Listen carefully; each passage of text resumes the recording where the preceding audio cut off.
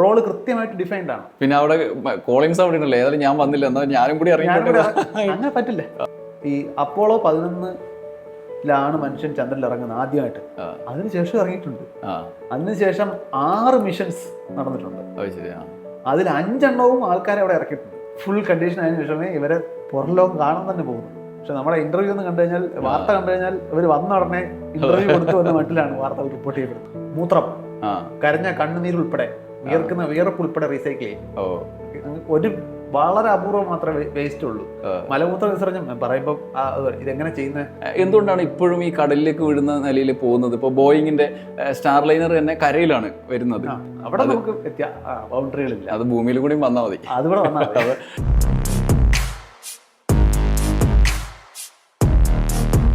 നമസ്കാരം. News at ഹൗസിന്റെ talk ഷോയുടെ മറ്റൊരു എപ്പിസോഡിലേക്ക് എല്ലാവർക്കും സ്വാഗതം. പ്രശസ്ത ശാസ്ത്ര പ്രചാരകനും അധ്യാപകനുമായ വൈശാഖൻ തമ്പിയാണ് ഇന്ന് നമ്മുടെ അതിഥിയായി എത്തിയിരിക്കുന്നത്. സ്വാഗതം ടോക്ക് ഷോയിലേക്ക്. നമസ്കാരം. ഒരു വലിയ ബഹിരാകാശ ദൗത്യത്തെക്കുറിച്ച് ഏറ്റവും സാധാരണക്കാരായ മനുഷ്യൻ കൂടി സംസാരിക്കുന്നൊരു സാഹചര്യമുണ്ട്. അതിൻ്റെ പിന്നിലുള്ള കഥകൾ പലതും വരുന്നുണ്ട്. ഇപ്പോഴൊക്കെ നമ്മുടെ ആകാംക്ഷ പലതും നമുക്കറിയാത്ത കാര്യങ്ങളൊക്കെ ഒളിഞ്ഞിരിക്കുന്നൊരു മേഖലയാണല്ലോ. യഥാർത്ഥത്തിൽ ഈ സ്പേസ് സ്റ്റേഷനിൽ നിന്ന് നമുക്ക് തുടങ്ങാം. യഥാർത്ഥത്തിൽ ഈ സ്പേസ് സ്റ്റേഷൻ എന്താണ് സംഭവം? അവിടെ എന്താണ് നടക്കുന്നത്? സ്പേസ് സ്റ്റേഷൻ എന്ന് പറയുന്ന പേര് സൂചിപ്പിക്കുന്നതിലെ സ്പേസിലുള്ള ഒരു സ്റ്റേഷനാണ്. അതായത് സാധാരണഗതിയിലുള്ള ഒരു സ്പേസ് ട്രാവൽ നടത്തിയ ഒരു സ്പേസ് ക്രാഫ്റ്റിൽ കയറിപ്പോയി തിരിച്ചു വരുന്നതിന് പകരം അത് മാത്രം ചെയ്യാതെ ഒരു ബഹിരാകാശ സഞ്ചാരി കുറച്ച് നാൾ അവിടെ തങ്ങാനുള്ള ഫെസിലിറ്റി, അങ്ങനെയാണ് സ്പേസ് സ്റ്റേഷൻസ് വിഭാവനം ചെയ്യപ്പെടുന്നത്. അപ്പോൾ ഇത് ഇപ്പോഴാണ് വാർത്തയിൽ ഇത്രയും വിശാലമായി ചർച്ച ചെയ്യപ്പെടുന്നത് എന്നൊഴിച്ചാൽ സ്പേസ് സ്റ്റേഷൻസ് വളരെ കാലമായിട്ട് ഓപ്പറേഷനിലായിട്ടുള്ള സംഗതിയാണ്. അതായത് 70-കൾ മുതലേ നമുക്ക് സ്പേസ് സ്റ്റേഷൻസ് ഉണ്ട്. USSRൻ്റെ പഴയ സാല്യൂട്ട് സീരീസിൽപ്പെട്ട കുറേ സ്പേസ് സ്റ്റേഷനുകളുണ്ടായിരുന്നു. ചെറിയ സ്റ്റേഷനുകളാണ്, ചിലതൊക്കെ ഒബ്സർവേറ്ററി ആയിട്ട് പ്രവർത്തിച്ചവയാണ്. പക്ഷേ അതും സ്പേസ് സ്റ്റേഷനുകൾ തന്നെയാണ് ഇന്നത്തെ അർത്ഥത്തിൽ. അവിടെ പോയി ഇതുപോലെ തീർച്ചയായിട്ടും അത് ഞാൻ പറഞ്ഞില്ല, 70-കൾ മുതലേ ഉള്ള സംഗതിയാണ്. പിന്നെ ഇതിനു മുമ്പ് USSRൻ്റെ മിർ എന്ന് പറഞ്ഞൊരു സ്പേസ് സ്റ്റേഷൻ ഉണ്ടായിരുന്നു. അമേരിക്കയുടെ തന്നെ സ്കൈലാബ് എന്ന് പറഞ്ഞൊരു സ്പേസ് സ്റ്റേഷൻ ഉണ്ടായിരുന്നു. ഇതെല്ലാം വളരെ കാലം സക്സസ്ഫുൾ ആയിട്ട് നിന്നതാണ്. ആ കൂട്ടത്തിൽ ഏറ്റവും അന്താരാഷ്ട്ര തലത്തിൽ അന്താരാഷ്ട്ര സഹകരണം കൊണ്ടുകൂടി വാർത്തയിൽ ഇടം പിടിച്ച ഒന്നാണ് ഇൻ്റർനാഷണൽ സ്പേസ് സ്റ്റേഷൻ എന്ന് പറയുന്നത്. അത് 1998-ലാണത് നമ്മൾ ആദ്യമായി അവിടേക്ക് കൊണ്ടുപോകുന്നത്. ആദ്യമായി എന്ന് പറയാൻ കാരണം ഇതൊരു ഫുട്ബോൾ സ്റ്റേഡിയത്തിൻ്റെ വലിപ്പമുള്ളൊരു ഹ്യൂജ് സാറ്റലൈറ്റ് ആണ്. വലിയൊരു ഇത് ഇത്രയും നമുക്ക് ഒരുമിച്ച് ലോഞ്ച് ചെയ്യാൻ പറ്റില്ല, അസാധ്യമാണ്. ഇപ്പോൾ അതെങ്ങനെയാണ് അവിടെ ലോഞ്ച് ചെയ്തത്? പിന്നെ അത് മോഡ്യൂളുകളായിട്ട് പീസായി കൊണ്ടുവന്ന് സ്പേസിൽ കൊണ്ട് ചെന്നിട്ട് അസംബിൾ ചെയ്യാണ് ചെയ്തത്. അപ്പോൾ അതിഭീകരമായിട്ടുള്ള സാങ്കേതിക ചലഞ്ചുണ്ട്.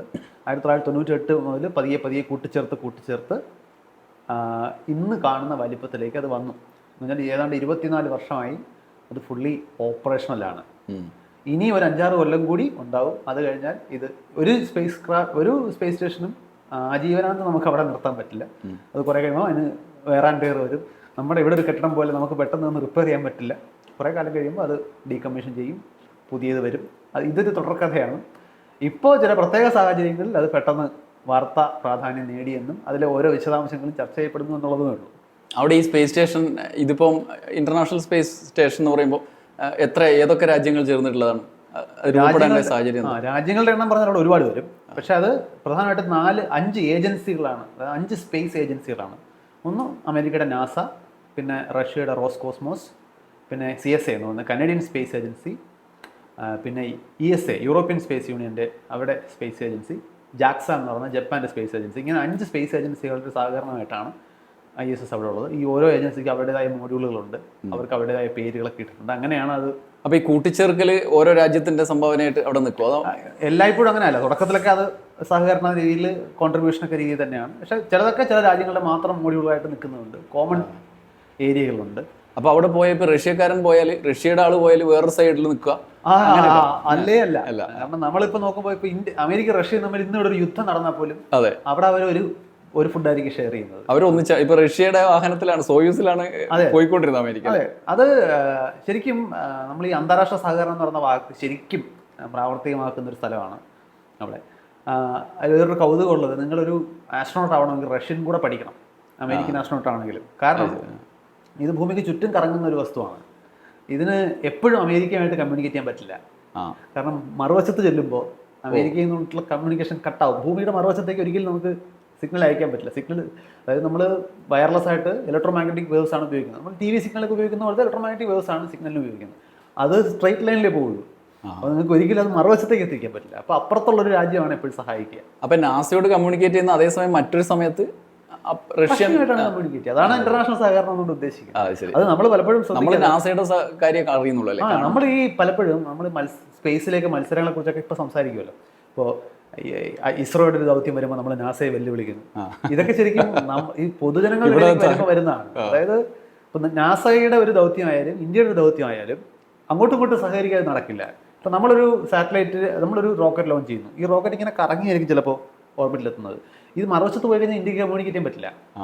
അപ്പോൾ നമ്മൾ ചെയ്യുന്നത് ഒന്നുകിൽ വേറൊരു രാജ്യത്തിന്റെ ട്രാൻസ്മിറ്റർ ഉപയോഗിച്ച് അതുമായിട്ട് കമ്മ്യൂണിക്കേറ്റ് ചെയ്യും, അല്ലെങ്കിൽ നമ്മുടെ ഒരു ഈ ഡിഷ് ഒരു കപ്പലിൽ കയറ്റി കടലിന്റെ ആ ഭാഗത്ത് കൊണ്ടുപോകണം. അത് ആ രാജ്യത്തിന്റെ സഹകരണം അല്ല, അവരുടെ കടൽ തീരത്ത് കൊണ്ടുവെക്കാൻ പറ്റില്ല, അവരുടെ കടൽ ഏരിയയിൽ കൊണ്ടുവെക്കാൻ പറ്റില്ല. ഇതിനകത്ത് സഹകരണം ഇല്ലാതെ നമുക്ക് സ്പേസിനകത്ത് അതിർത്തിയില്ല. അത് എല്ലാവരുടെയും നമ്മുടെ പല ട്രീറ്റികളും അങ്ങനെയാണ് അതിനെ കൈകാര്യം ചെയ്യുന്നത്. അവിടെ നമുക്ക് ബൗണ്ടറികളില്ല. അത് ഭൂമിയിൽ കൂടി വന്നാൽ മതി, അതുകൂടെ വന്നാൽ മതി. അപ്പോൾ ഈ ISSന്റെ കാര്യം അങ്ങനെ. അത് കൂടാതെ മറ്റ് ഏത് രാജ്യത്തിന്റെ ഉള്ളത് അവിടെ? ഇപ്പൊ നിലവിൽ ചൈനയുടെ ഒരു ടിയാങ്കോങ് 1 എന്ന് പറഞ്ഞിട്ടൊരു സ്പേസ് സ്റ്റേഷൻ അവിടെ ഉണ്ട്. അത് പുതിയതാണ്. കാരണം 2022 എൻ്റെ ഓർമ്മ ശരിയാണ്, 2022 അത് ഓപ്പറേഷനിലാവുന്നത്. അപ്പോൾ അതുകൊണ്ട്, പക്ഷെ അത് ISSന്റെ കാര്യം ചെറുതാണ്. ഒരു 3-1 4 വലിപ്പം മാത്രം വരുന്നത് ചെറുതാണ്. ഒരു സമയം 2-3 പേർക്ക്, ISSനകത്ത് ഒരു 7 പേർക്ക് വരെ 6-7 പേർക്ക് അതിനകത്ത് നിൽക്കാൻ പറ്റും ഒരേ സമയം. അത് മറ്റേ കുറച്ചുകൂടെ ചെറുതാണ്, പക്ഷെ അവരുടെ കുറച്ചുകൂടെ മോഡേൺ ആണെന്നുള്ളത് കൊണ്ട് അവർ കുറെ കാലം കൂടി അവർക്ക് ഓപ്പറേറ്റ് ചെയ്യാൻ പറ്റും. ISS ശരിക്കും ഓൾറെഡി അതിന്റെ വേർ ആൻഡ് ടയർ തുടങ്ങിക്കഴിഞ്ഞു. 24 വർഷം എന്ന് പറഞ്ഞാൽ സ്പേസിൽ വലിയ കാലയളവാണ്. അപ്പൊ ഇനി ഇതെങ്ങനെ അത് അഴിച്ചു പണി, അത് അഴിച്ചിങ്ങോട്ട് കൊണ്ടു ഡീകമ്മീഷൻ ചെയ്ത് കടലിലേക്ക് കൊണ്ട് മുക്കാനാണ് ചെയ്യുന്നത്. സംഭവിക്കും. കാരണം നമ്മൾ സ്പേസ് ഇത്തരം വലിയ വസ്തുക്കൾ സ്പേസിലേക്ക് അയക്കുമ്പോൾ തന്നെ ഇതെങ്ങനെ താഴെ എത്തിക്കണം എന്നുകൂടി പ്ലാൻ ചെയ്താണ് പോവുക. ഇത് ആ പ്ലാനിങ് പ്രോപ്പർലി ചെയ്യാത്തതിന്റെ പേരിൽ പണ്ട് നാസ ഒരുപാട് വിമർശനങ്ങൾ അന്താരാഷ്ട്ര തലത്തിൽ നേരിട്ടുണ്ട്. അവരുടെ സ്കൈലാബ് എന്ന് പറയുന്ന ഒരു മിഷൻ, അത് എങ്ങനെ അവർ വിളിക്കും, ഈ ഓർബിറ്റിലിരിക്കുന്ന സാധനത്തെ താഴേക്ക് കൊണ്ടുവരുമ്പോൾ അതിനെ ഡി ഓർബിറ്റിംഗ് എന്നാണ് വിളിക്കുക. ഓർബിറ്റിൽ നിന്നും മാറ്റുക എന്ന് പറയും. അതിന് അവർക്കൊരു പ്രോപ്പർ പ്ലാൻ ഇല്ലായിരുന്നു. അപ്പോൾ ഇത് അവരുടെ കയ്യിൽ നിന്നും നീങ്ങാൻ തുടങ്ങി. അപ്പം ഭൂമിയിൽ എവിടെ നിന്ന് ഇടിച്ചിറങ്ങുന്നത് പറയാൻ പറ്റില്ല. ചിലപ്പോൾ മനുഷ്യവാസം അന്ന് ആ സമയം ശരിക്കും എൻ്റെ അറിവ് 71 ആ സമയത്താണ്. അന്ന് ഈവൻ കേരള പോലീസിന് വരെ എമർജൻസിയുടെ ന്യൂസ് കൊടുത്തിരുന്നു, സൂക്ഷിച്ചോണം. പക്ഷെ അത് അന്ന് വന്ന് വീണത് ഓസ്ട്രേലിയയില് അധികം ആൾതാമസമില്ലാത്ത ഒരു സ്ഥലത്താണ്. കരയിൽ തന്നെയാണ്. ഒരു പശു ചത്തു, അങ്ങനെ വേറെ കാഷ്വാലിറ്റി ഒന്നും ഉണ്ടായിട്ടില്ല. പക്ഷെ അത് ഭാഗ്യം മാത്രമാണ്.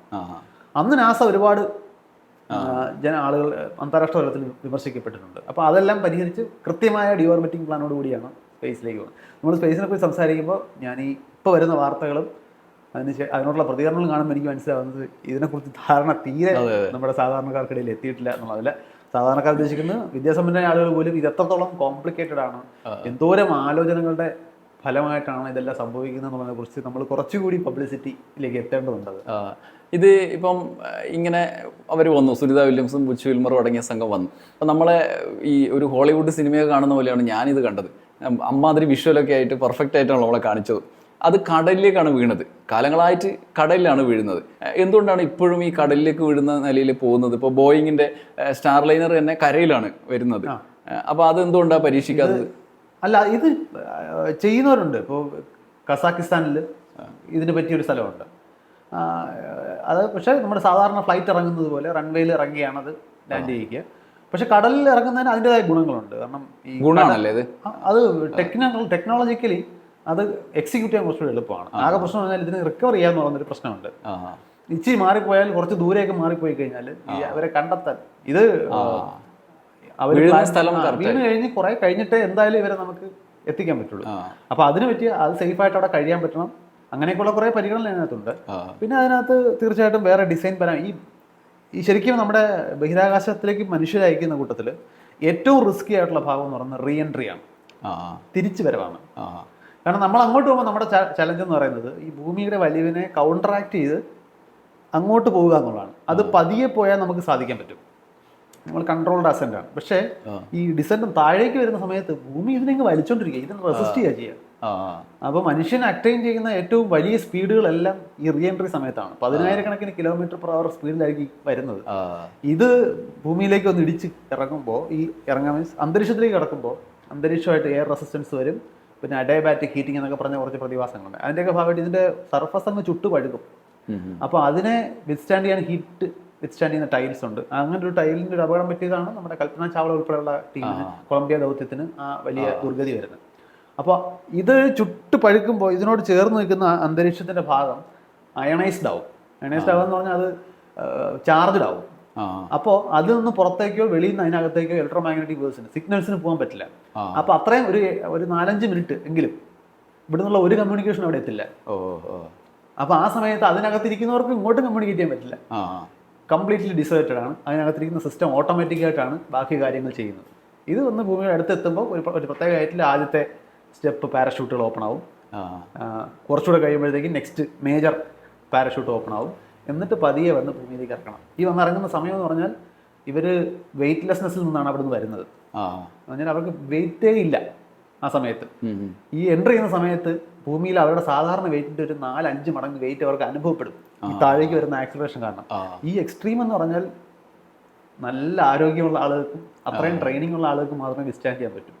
അപ്പം നമുക്ക് ശരിക്കും ഈ കുട്ടികളൊക്കെ ബഹിരാകാശ സഞ്ചാരികളെ കാണുന്നത് ഭയങ്കര ഗ്ലാമറസ് ആയിട്ട് ജോലിയാണ്.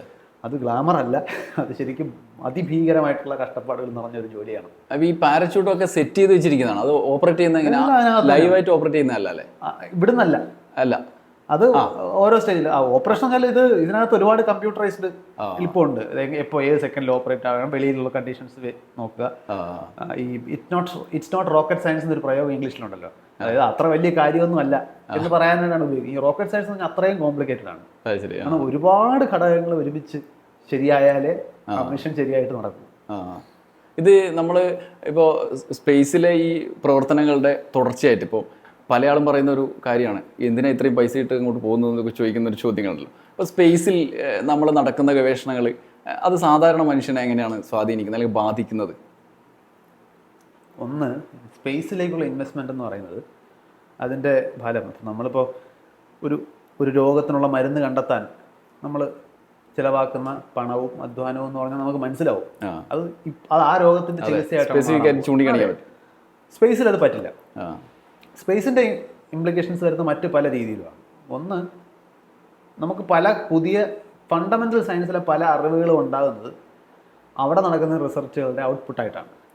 പിന്നെ മനുഷ്യരൊരിക്കലും ഭൂമിയിൽ മാത്രം ഒതുങ്ങി നിൽക്കാൻ പോകുന്ന ഒരു സ്പീഷീസ് ആയിരിക്കാൻ സാധ്യതയില്ല. പക്ഷേ നമുക്ക് എന്തെങ്കിലും ഒരു പുതിയ സ്ഥലത്തേക്ക് മാറണമെന്ന് തോന്നിയാൽ അപ്പം നമുക്ക് ഡെവലപ്പ് ചെയ്യാൻ പറ്റുന്നതല്ലേ സാങ്കേതികവിദ്യകൾ. സാങ്കേതികവിദ്യകൾ എപ്പോഴും ഫ്രം ദ സ്ക്രാച്ച് പതിയെ വരണം. പിന്നെ സ്പേസിലേക്ക് ഈ നമ്മുടെ ആ സ്പേസ് റേസ് എന്ന് പറഞ്ഞൊരു കാലഘട്ടമാണ്. ഈ കോൾഡ് വാർ നടക്കുന്ന സമയത്ത് അമേരിക്കയും റഷ്യയും കൂടെ ഒരുമിച്ച് ചേർന്നാണ് സെക്കൻഡ് വേൾഡ് വാർ ജയിക്കുന്നത്. അത് കഴിഞ്ഞപ്പോൾ ഇവർ തമ്മിലായി മത്സരം. അപ്പോൾ ആ മത്സരത്തിൽ ഇവരെങ്ങനെയാണ് ഈ മുൻകൈ കാണിക്കുന്നത് എന്ന് പറഞ്ഞാൽ അവർ കണ്ടെത്തിയ സ്ഥലം സ്പേസാണ്, സ്പേസ് റേസ്. ആ സ്പേസ് റേസിൻ്റെ മനുഷ്യരാശിക്ക് ചെയ്ത ഗുണം ചെറുതൊന്നുമല്ല ആ മത്സരം. അതൊരു ആരോഗ്യകരമായ മത്സരമാണ്, സമാധാനപരമായിട്ടുള്ള മത്സരമാണ്.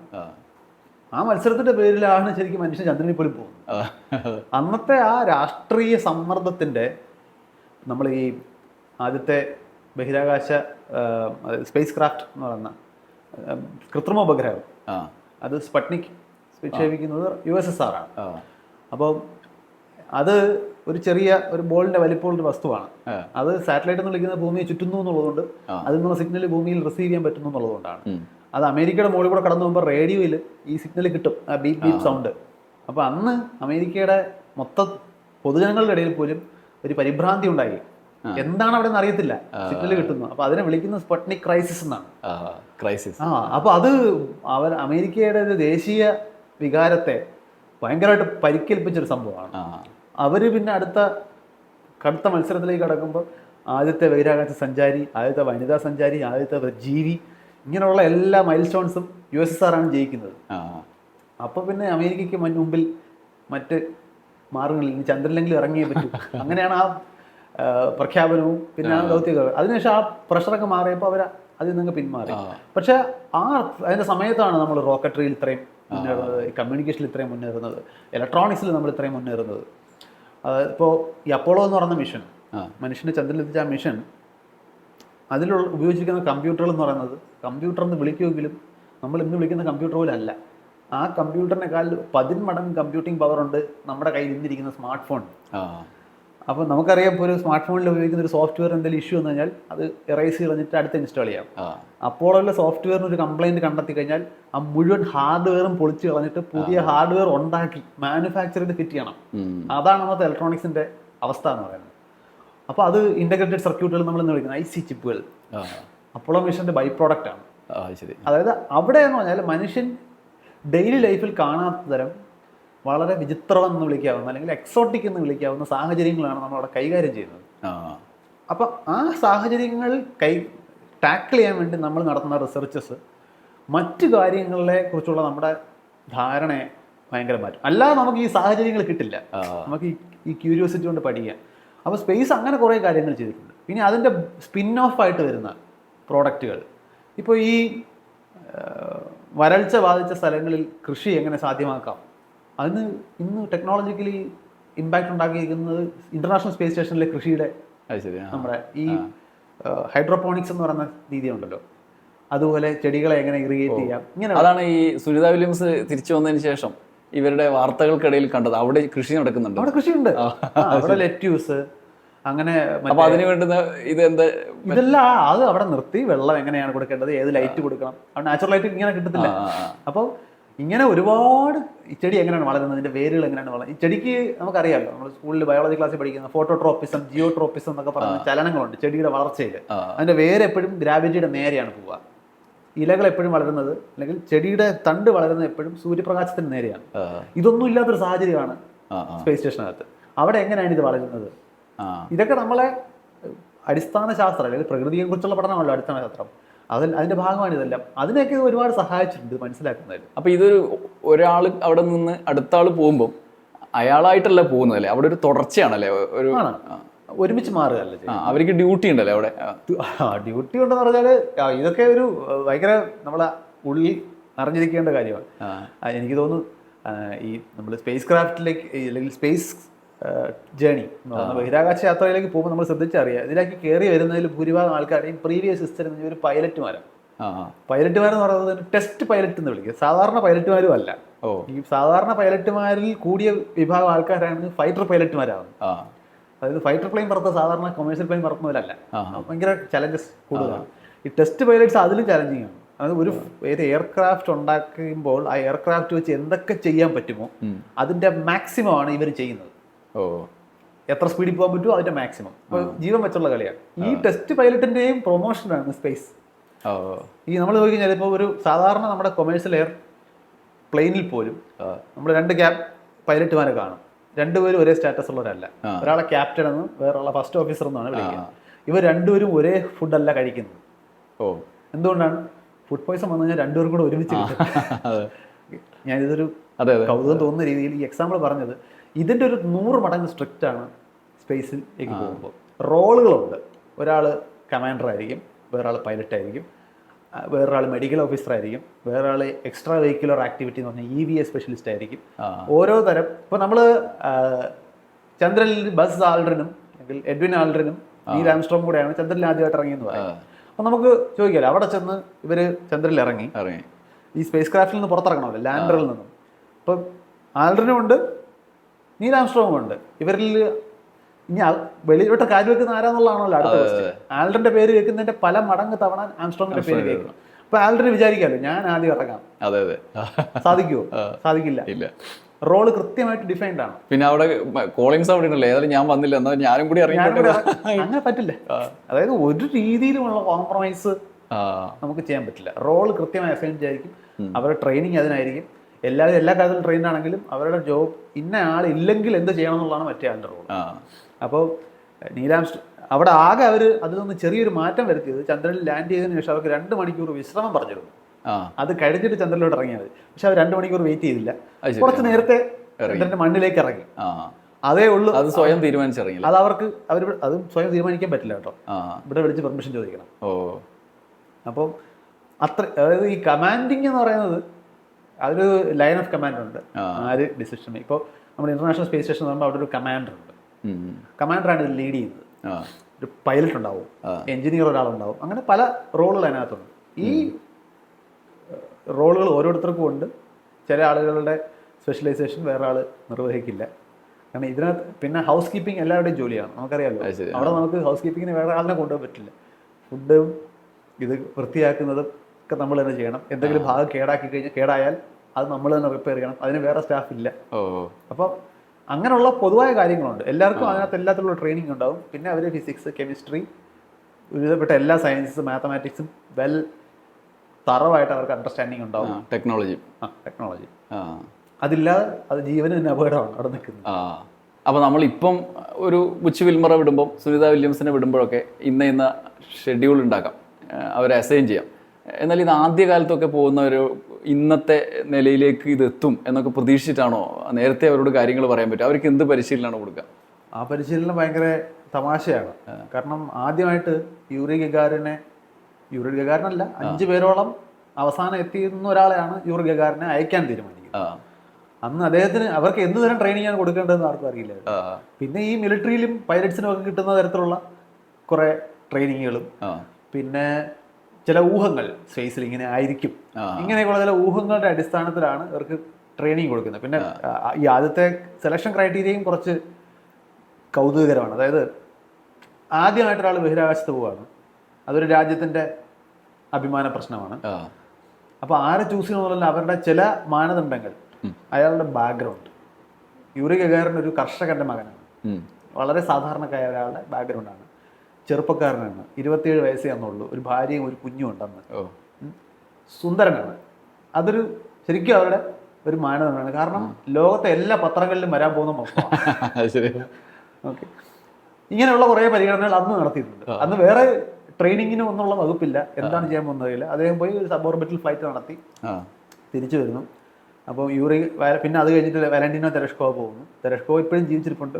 യൂറി ഗഗാറിൻ അവിടെ നിന്ന് എനിക്ക് തോന്നുന്നു 3-4 വർഷം കൂടെ ജീവിച്ചുള്ളൂ. അതിനുശേഷം അദ്ദേഹത്തിന് ഒരു ഫ്ലൈറ്റ് ക്രാഷിലാണ് മരിക്കുന്നത്. ചെറുപ്പക്കാരനായിരിക്കും അദ്ദേഹം മരണപ്പെട്ടു പോയി. അവിടുന്ന് ഇങ്ങോട്ട് നമ്മൾ ഈ പലതരം മിഷനിലൂടെ നമ്മൾ ഒരുപാട് കാര്യങ്ങൾ പഠിച്ചു. വേറൊരു കൗതുകരമായിട്ടുള്ള കാര്യം, ഒരു റിപ്പയർ മിഷന് വേണ്ടിയിട്ട് പോയ എനിക്ക് ഏത് മിഷൻ്റെ പേരെനിക്ക് ഓർമ്മയില്ല. ആ ഇൻസിഡൻറ്റിനകത്തൊരു തമാശയുണ്ട്. അതായത് ഇവർ 3 പേരാണ് ക്രൂ. ഇവരവിടെ ചെന്നിട്ട് ഒരു ജോലി ചെയ്യാൻ അവർക്കൊരു കൃത്യമായ ഷെഡ്യൂളുണ്ട്. അവരവിടെ വെറുതെ സുഖവാസത്തിന് പോകുന്നതല്ല. ഒരു രാവിലെ ഇത്ര മണിക്ക് തുടങ്ങി ഇത്ര മണി വരെ എന്തൊക്കെ ചെയ്യണം. ഇപ്പോൾ ഇന്റർനാഷണൽ സ്പേസ് സ്റ്റേഷൻ ആണെങ്കിൽ നിങ്ങൾക്ക് 2 മണിക്കൂർ വർക്കൗട്ട് മസ്റ്റാണ്, എക്സർസൈസ് ഓപ്ഷൻ അല്ല, മസ്റ്റ്. അല്ലെങ്കിൽ നിങ്ങൾക്ക് ഇതുപോലെ തിരിച്ചു വരാൻ പറ്റില്ല. അപ്പം ഇവരവിടെ ചെന്നിട്ട് 2ാമത്തെ ദിവസമായപ്പോൾ ഇവർ പരാതി പറയാൻ തുടങ്ങി, വർക്ക് ലോഡ് കൂടുതലാണ്. അപ്പം പ്രശ്നം എന്ന് പറയുന്നത്, ഇത്ര ദിവസത്തേക്കുള്ള മിഷൻ പ്ലാൻ ചെയ്യുമ്പോൾ അത്ര ദിവസത്തേക്കുള്ള ഓക്സിജൻ, അത്ര ദിവസത്തേക്കുള്ള ഫുഡ്, അതിനേക്കാളും അല്പം കൂടെ കൂടുതൽ ബാക്കപ്പ്, ഇങ്ങനെ പ്ലാൻ ചെയ്താൽ പോവാം. അപ്പോൾ വർക്ക് ലോഡ് കൂടുതലാണെന്ന് അവിടെ വരുന്ന തോന്നി റെസ്റ്റ് എടുത്തു കഴിഞ്ഞാൽ ചിലപ്പോൾ തിരിച്ചു വരില്ല. പക്ഷേ ഇവർ പറഞ്ഞു, കൺട്രോൾ സെൻറ്ററിൽ നിന്ന് പറഞ്ഞു പറ്റില്ല, നമുക്ക് കൺസ്ട്രെയിൻസ് ഉണ്ടെന്ന് പറയുമ്പോഴത്തേക്കും ഇവർ ഇവിടത്തേക്കുള്ള കമ്മ്യൂണിക്കേഷൻ ഓഫ് ചെയ്യും. സ്പേസ് ക്രാഫ്റ്റിലിരിക്കും. അത് ഇവിടെ ഇരിക്കുന്നവർ മുള്ളിൽ പോകുന്ന കേസാണ്. അവർക്കിത് കുറെ കഴിഞ്ഞിട്ട് അവർ ഓൺ ചെയ്തു, അവർ പിണങ്ങി. നമ്മൾ പച്ചയ്ക്ക് പറഞ്ഞാൽ അവർ പിണങ്ങി.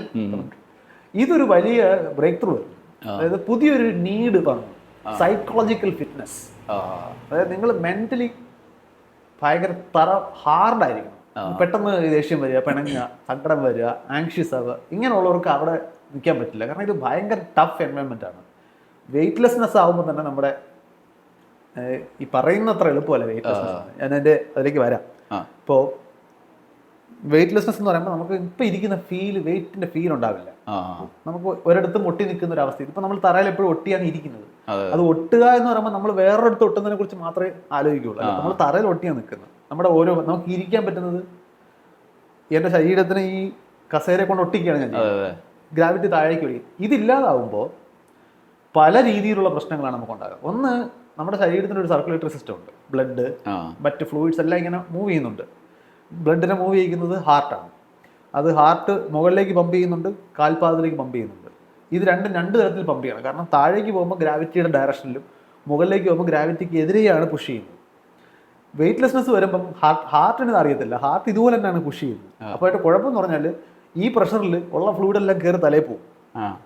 കാരണം താഴോട്ട് വലിക്കാൻ ഒന്നുമില്ല. അവിടെ ചെല്ലുമ്പോൾ മൂക്കടയും. ഓക്കെ, കണ്ണിൻ്റെ കാഴ്ച മങ്ങാൻ തുടങ്ങും. കാരണം ഇവിടെയൊക്കെ ഫ്ലൂയിഡ് ഒന്ന് ഇറങ്ങും. ബ്രെയിനിൽ ഫ്ലൂയിഡ് പ്രഷർ ഫീൽ ചെയ്യും. നമുക്ക് ഈ നല്ല ജലദോഷം വരുമ്പോൾ ഒരു അവസ്ഥ ഉണ്ടല്ലോ, മൊത്തത്തിലൊരു അസ്വസ്ഥതയാണ്. ഇത് നോർമലാണ്. ബഹിരാകാശത്ത് സഞ്ചരിക്കുമ്പം അവരുടെ ഉള്ള ആളുകളുടെ സ്ഥിര അവസ്ഥയാണ്. സ്മെല്ല് അറിയാൻ നേരെ പറ്റത്തില്ല. ഉള്ള സ്മെല്ലൊക്കെ വളരെ അപൂർവമായിട്ട് അറിയാൻ പറ്റും. മിക്കവാറും ഒരു ഫുഡിനും സ്മെല്ല് അറിയാൻ പറ്റും, അതിൻ്റെ ടേസ്റ്റ് കാണത്തില്ല. പിന്നെ ഒരിടത്തും ഇരിക്കാൻ പറ്റില്ല, നിങ്ങൾക്ക് വെള്ളം കുടിക്കാൻ പറ്റില്ല. ഇങ്ങനെ എടുത്ത് കമഴ്ത്തിയ വെള്ളം താനെ ഒഴുകണമെങ്കിൽ ഗ്രാവിറ്റി വേണം. അത് കുപ്പിക്ക് ചുറ്റും ഇങ്ങനെ പടരത്തേ ഉള്ളൂ. അതിനെ ഞെക്കി പിടിഞ്ഞ് വാക്കകത്തേക്ക് കയറ്റണം. സ്പ്രേ ചെയ്യുമ്പോൾ കുളിക്കണമെങ്കിൽ വെള്ളം കോരി ഒഴിക്കണ്ടേ? പറ്റില്ല. വെള്ളം കോരി ഒഴിച്ചാൽ ദേഹത്ത് ഇങ്ങനെ ഒട്ടിയിരിക്കത്തേ ഉള്ളൂ, താഴോട്ട് ഒഴുകില്ല. അപ്പൊ കുളിക്കലൊന്നും ഉണ്ടാവില്ല? കുളിക്കല്ല, തുടച്ചെടുക്കുകയാണ് ചെയ്യുക.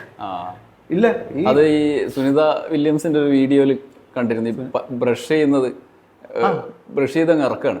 വേറെ സുനിത വില്യംസ് അല്ല, ക്രിസ് ഹാൽഫീൽഡ് എന്ന് പറഞ്ഞിട്ടൊരു ഒരു കനേഡിയൻ ആസ്ട്രോണോട്ട് ഉണ്ട്. അദ്ദേഹത്തിന് ഒരു യൂട്യൂബ് ചാനലുണ്ട്.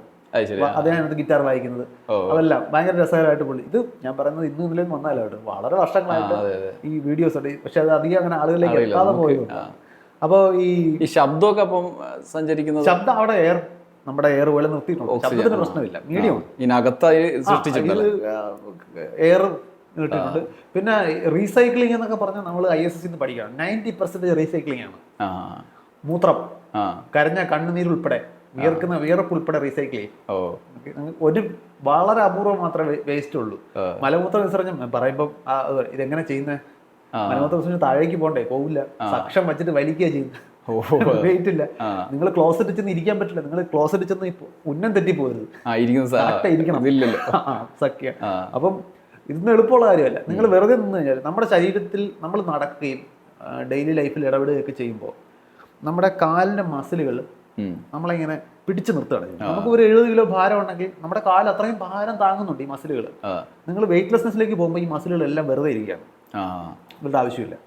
സ്വാഭാവികമായിട്ടും നമുക്ക് ഈ വയ്യാതെ കിടപ്പ് രോഗികളായി പോകുന്ന ആളുകൾക്ക് സംഭവിക്കുന്ന ഒരു മസിൽ ലോസ് ഉണ്ടല്ലോ, ഓസ്റ്റിയോപോറോസിസ്, മസ്കുലർ അട്രോഫി എന്നൊക്കെ വിളിക്കുന്ന കണ്ടീഷൻസ്. നിങ്ങൾക്ക് മസിൽ ലോസ് ഉണ്ടാവും, മസിലുകൾക്ക് ബലം നഷ്ടപ്പെടും ഉപയോഗിക്കാതെ. പിന്നെ ബോൺ ഡെൻസിറ്റി കുറയും. അതായത് അസ്ഥി ഇങ്ങനെ ക്രോസ് ചെയ്തെടുത്ത് ഇങ്ങനെ അതിനകത്ത് ഹോളുകൾ വരാൻ തുടങ്ങും, ഡെൻസിറ്റി കുറയാൻ തുടങ്ങും. ഇത് ഒഴിവാക്കാനാണ് കമ്പൽസറി വർക്കൗട്ട്. വർക്കൗട്ട് എന്ന് വെച്ചാൽ നമുക്ക് ഇവിടെ ഇരുന്ന് ഈ സിറ്റപ്പ് ഒന്നും ചെയ്യാൻ പറ്റില്ല, വെയിറ്റ് ഇല്ല. പകരം റെസിസ്റ്റൻസ് ബാൻഡ് പിടിപ്പിച്ചിട്ട് ഈ ഇലാസ്റ്റിക് ബാൻഡിനെ വലിച്ചിട്ടാണ് വർക്കൗട്ട് ചെയ്യുന്നത്. ഇതെല്ലാം ഡെയിലി ചെയ്യേണ്ടി വരും, ഇല്ലെന്നുണ്ടെങ്കിൽ അവർക്ക് അവിടെ നിൽക്കാൻ പറ്റും. ഇങ്ങനെ വളരെ ചലഞ്ചിങ് ആയിട്ടുള്ളൊരു അന്തരീക്ഷത്തിലാണ് ഇവർ നിൽക്കുന്നത്. ഈ ട്രെയിനിങ് ഇങ്ങനെ കാലാകാലങ്ങളിൽ, ഇപ്പോൾ സൈക്കോളജിക്കൽ ഫിറ്റ്നസ് ഞാൻ പറഞ്ഞു, അപ്പോൾ നമ്മൾ ISS ആയാലും അതിന് മുമ്പ് പോയ ഇപ്പോൾ ഈ എൻഡെവർ, ഡിസ്കവറി എന്നൊക്കെ പറഞ്ഞ സ്പേസ് ഷട്ടിൽ ദൗത്യങ്ങളൊക്കെ ആയാലും ഇടുങ്ങിയ സ്പേസ് ആണ്. കാരണം നമുക്ക് ഭയങ്കര ലക്ഷറിയസ് ആണ് സ്പേസ് എന്ന് പറയുന്നത്. അവിടെ ഭയങ്കര കോസ്റ്റ്ലി ആണ്. അപ്പോൾ നിങ്ങൾ 2 പേരെ ക്രൂ മെമ്പേഴ്സായിട്ട് പോവുകയാണ്. ഇവർ തമ്മിൽ ഒരു ചെറിയൊരു പിണക്കം ഉണ്ടായെന്ന് വെച്ചോളൂ. നിങ്ങൾ ആ ആളിനെ ഈ ഫുൾ മിഷനിൽ ഇങ്ങനെ അടുത്താ കാണുക, മാറിയിരിക്കാനൊരു ഓപ്ഷൻ ഇല്ല. അപ്പോൾ അത് നിങ്ങളുടെ മൊത്തം പ്രൊഡക്ടിവിറ്റി ബാധിക്കും. അപ്പോൾ അതുകൊണ്ട് നിങ്ങൾക്ക് സൈക്കോളജിക്കൽ ഫിറ്റ്നസ് ആവണം. പോകുന്ന ആളുകൾ തമ്മിലൊരു സിങ്ക്, ഇതൊക്കെ മസ്റ്റാണ്. നിങ്ങൾ നോക്കിക്കഴിഞ്ഞാൽ പിന്നെ ഇവരുടെ ആസ്ട്രോണോട്സിൻ്റെ ഒക്കെ ഇന്റർവ്യൂ ഒക്കെ ശ്രദ്ധിച്ചു കഴിഞ്ഞാൽ നമുക്ക് മനസ്സിലാവും ഇവരെല്ലാം ഭയങ്കര ചാമിങ് ആൾക്കാരായിരിക്കും. കാരണം അത് അവരുടെ ആ സൈക്കോളജിക്കൽ ഹെൽത്ത് കൊണ്ട് കൂടിയാണ്. ഇത് ഏതെങ്കിലും രീതിയിൽ ഒരു ഏറ്റവും അങ്ങനത്തെ ക്ലാഷസ് ഒന്നും ഉണ്ടാകാൻ പറ്റില്ല. അങ്ങനെ മനുഷ്യർക്ക് സ്വാഭാവികമാണ്. പക്ഷേ ലോകത്തിൽ വളരെ അപൂർവം ആളുകൾക്ക് മാത്രമേ എത്തിപ്പെടാൻ പറ്റുന്ന ഒരു പ്രൊഫഷനാണത്. അപ്പോൾ ആ സ്ക്രീനിങ്ങിൽ പെടുന്നതാണിത്. ഇപ്പോൾ ഈ സൈക്കോളജിക്കൽ ഫിറ്റ്നസ്സിനെ ആളുകൾ സീരിയസ് ആയിട്ട് എടുക്കുന്നത് ഞാൻ നേരത്തെ പറഞ്ഞ അവിടെ ചെന്ന് പിണങ്ങി ഇത് ഓഫ് ചെയ്ത സംഭവമാണ്. അപ്പോൾ അതിനുശേഷം അത്തരം സംഭവങ്ങൾ ഉണ്ടാകില്ല. അപ്പം ഇതെല്ലാം നമ്മൾ പതിയെ പഠിച്ചെടുത്ത ട്രെയിനിങ് ആണ്. ഇതിപ്പം ഇതിൽ മാത്രം ഇതുമായിട്ട് വളരെ ചേർന്ന് നിൽക്കുന്നതാണ് ഏവിയേഷൻ എന്ന് പറയുന്നത്. നമ്മളിപ്പം ഇന്ന് എയർക്രാഫ്റ്റ് ഏവിയേഷൻ സേഫ്റ്റി എന്നൊക്കെ പറഞ്ഞാൽ ഓരോ വിമാന അപകടങ്ങളിൽ നിന്നും നമ്മൾ പഠിച്ച പാഠങ്ങൾ പുതിയ റെഗുലേഷൻസ് ആയിട്ട് വരും, പുതിയ വരുന്ന ട്രെയിനിങ്ങിൻ്റെ ഭാഗമാവും. അങ്ങനെയാണ് നമ്മൾ ഈ സ്പേസ് മിഷനുകളിൽ നിന്നെല്ലാം പഠിച്ചേക്കുന്നത്. നമ്മൾ ഈ ബേബി സ്റ്റെപ്പ് എന്നൊക്കെ പറയുന്നത് ചില്ലറയൊന്നും അല്ല വച്ചിരിക്കുന്നത്. നമ്മൾ അപ്പോളോ മിഷനെ കുറിച്ച് പറയുമ്പോൾ അപ്പോളോ 11 ആദ്യമായിട്ട് മനുഷ്യൻ ചന്ദ്രനിൽ ഇറങ്ങുന്നത്. ഇന്നും അത് ഫേക്ക് ആണെന്ന് വാദിക്കുന്ന ആൾക്കാർ. ഈ 11 എന്തുകൊണ്ട് വന്നു, ബാക്കി 10 എവിടെയെന്ന് ആരും ചോദിക്കില്ല. ഈ 10-ലെ ഒന്നാമത്തെ മിഷൻ ഭൂമിയിൽ വെച്ച് തന്നെ കത്തി 3 പേരാണ് മരിച്ചത്. 3 സ്പേസ് ട്രാവലേഴ്സ് ഭൂമിയിൽ വെച്ച് തന്നെ അവരുടെ ട്രെയിനിങ് സ്റ്റേജിൽ മരിക്കുന്നുണ്ട്. ഈ 10 സ്റ്റെപ്പുകൾ അങ്ങനെ ഒരുപാട് വില കൊടുത്തിട്ടാണ് 11ാമത്തെ സ്റ്റെപ്പിൽ നമുക്ക് ഇറങ്ങാൻ പറ്റുന്നത്. ബാക്കിയുള്ളതൊക്കെ ബാക്കിയുള്ളതിൽ അവിടെ അതിനു മുമ്പ് ആദ്യമായിട്ട് ചന്ദ്രനിൽ ഇറങ്ങുന്നത് ഇവരാണ്. ഈ ഇതിന് പല സ്റ്റെപ്പുകളുണ്ട് നമ്മൾ ഈ പറയുന്നത്. അതായത് ഒരു മനുഷ്യരെ ഏറിയ ഒരു വിമാനം സ്പേസ് ക്രാഫ്റ്റ്, അതിനൊരു റോക്കറ്റിൽ മുകളിലേക്ക് കൊണ്ടെത്തിക്കണം, അതിനൊരു ഓർബിറ്റിൽ പ്ലേസ് ചെയ്യണം. ആ ഓർബിറ്റ് അപ്പോൾ നമ്മൾ സ്പേസ് സ്റ്റേഷനിലേക്കാണ് പോകുന്നതെങ്കിൽ ഈ ഓർബിറ്റിനെ സ്പേസ് സ്റ്റേഷൻ്റെ ഓർബിറ്റിലേക്ക് എത്തിക്കണം.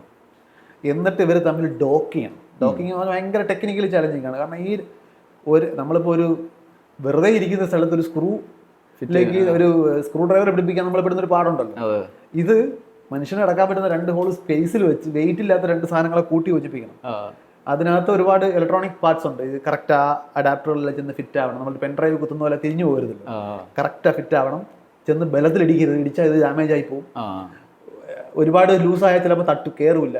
പ്രിസിഷൻ ഭയങ്കര ഇമ്പോർട്ടൻ്റ് ആണ്. അത് കയറി ഡോക്ക് ചെയ്ത് എയർ ലോക്ക് ഉണ്ടായി, അതായത് ഇനി അതിനകത്തൂടെ എയർ ഒന്നും കയറാത്ത, എയർ വെളിയിലേക്ക് ലൂസ് ആകാത്ത രീതിയിൽ ലോക്ക് ചെയ്തിട്ട് ഇവരകത്ത് കയറണം. ഡോക്കിങ്ങിലൂടെ ഇവരകത്ത് കയറി പിന്നെ റീ എൻട്രി എന്ന് പറഞ്ഞാൽ ഇവർ ഇതുപോലെ തിരിച്ചിറങ്ങണം.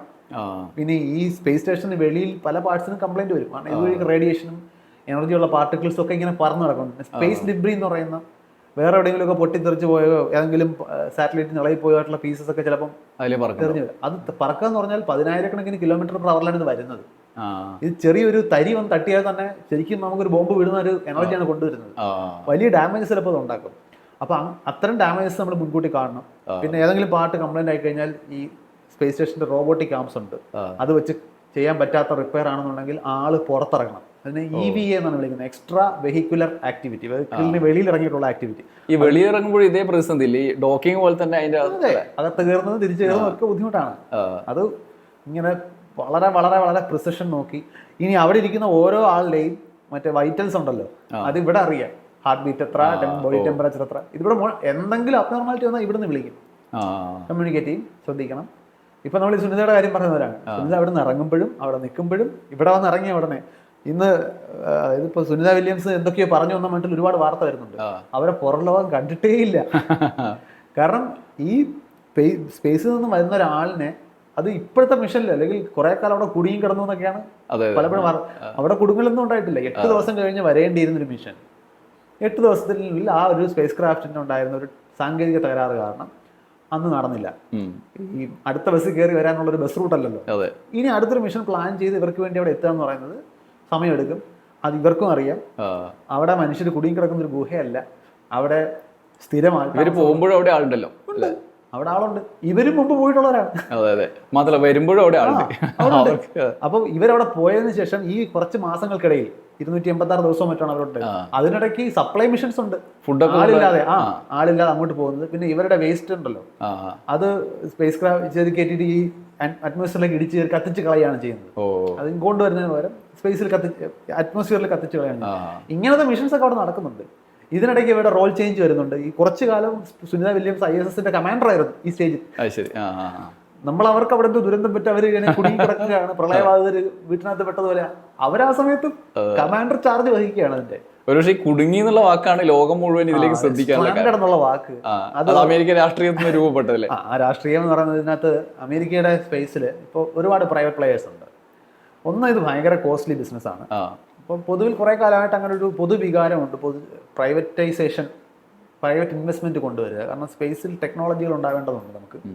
അപ്പം ഗവൺമെൻറ്റുകൾക്ക് അഫോർഡ് ചെയ്യാൻ കഴിയാത്ത രീതിയിലേക്ക് ഇത് വളരും കുറച്ച് കഴിയുമ്പോൾ. അപ്പോൾ പ്രൈവറ്റ് പ്ലെയേഴ്സ് ഒരുപാട് പേരുണ്ട്. ഇപ്പോൾ എലൺ മസ്കിൻ്റെ സ്പേസ് എക്സ്, മറ്റേ ആമസോണിൻ്റെ വെർജിൻ ഗാലക്റ്റിക്ക, മറ്റേ വെർജിൻ എന്ന് പറയുന്ന ഗ്രൂപ്പിൻ്റെ, പിന്നെ ബ്ലൂ ഒറിജിൻസ്, അങ്ങനെ ഈ സ്റ്റാർ ലൈനർ എന്ന് പറഞ്ഞാൽ ബോയിങ്ങിൻ്റെ മിഷനിലാണ് സ്റ്റാർ ലൈനർ മിഷനിലാണ് ഇവർ അങ്ങോട്ട് പോയത്. പക്ഷേ ബോയിങ്ങിന് ഒരു അടി കൊട്ടുന്ന രീതിയിൽ ആ സ്പേസ് ക്രാഫ്റ്റിന് ഇഷ്യൂ വന്നു.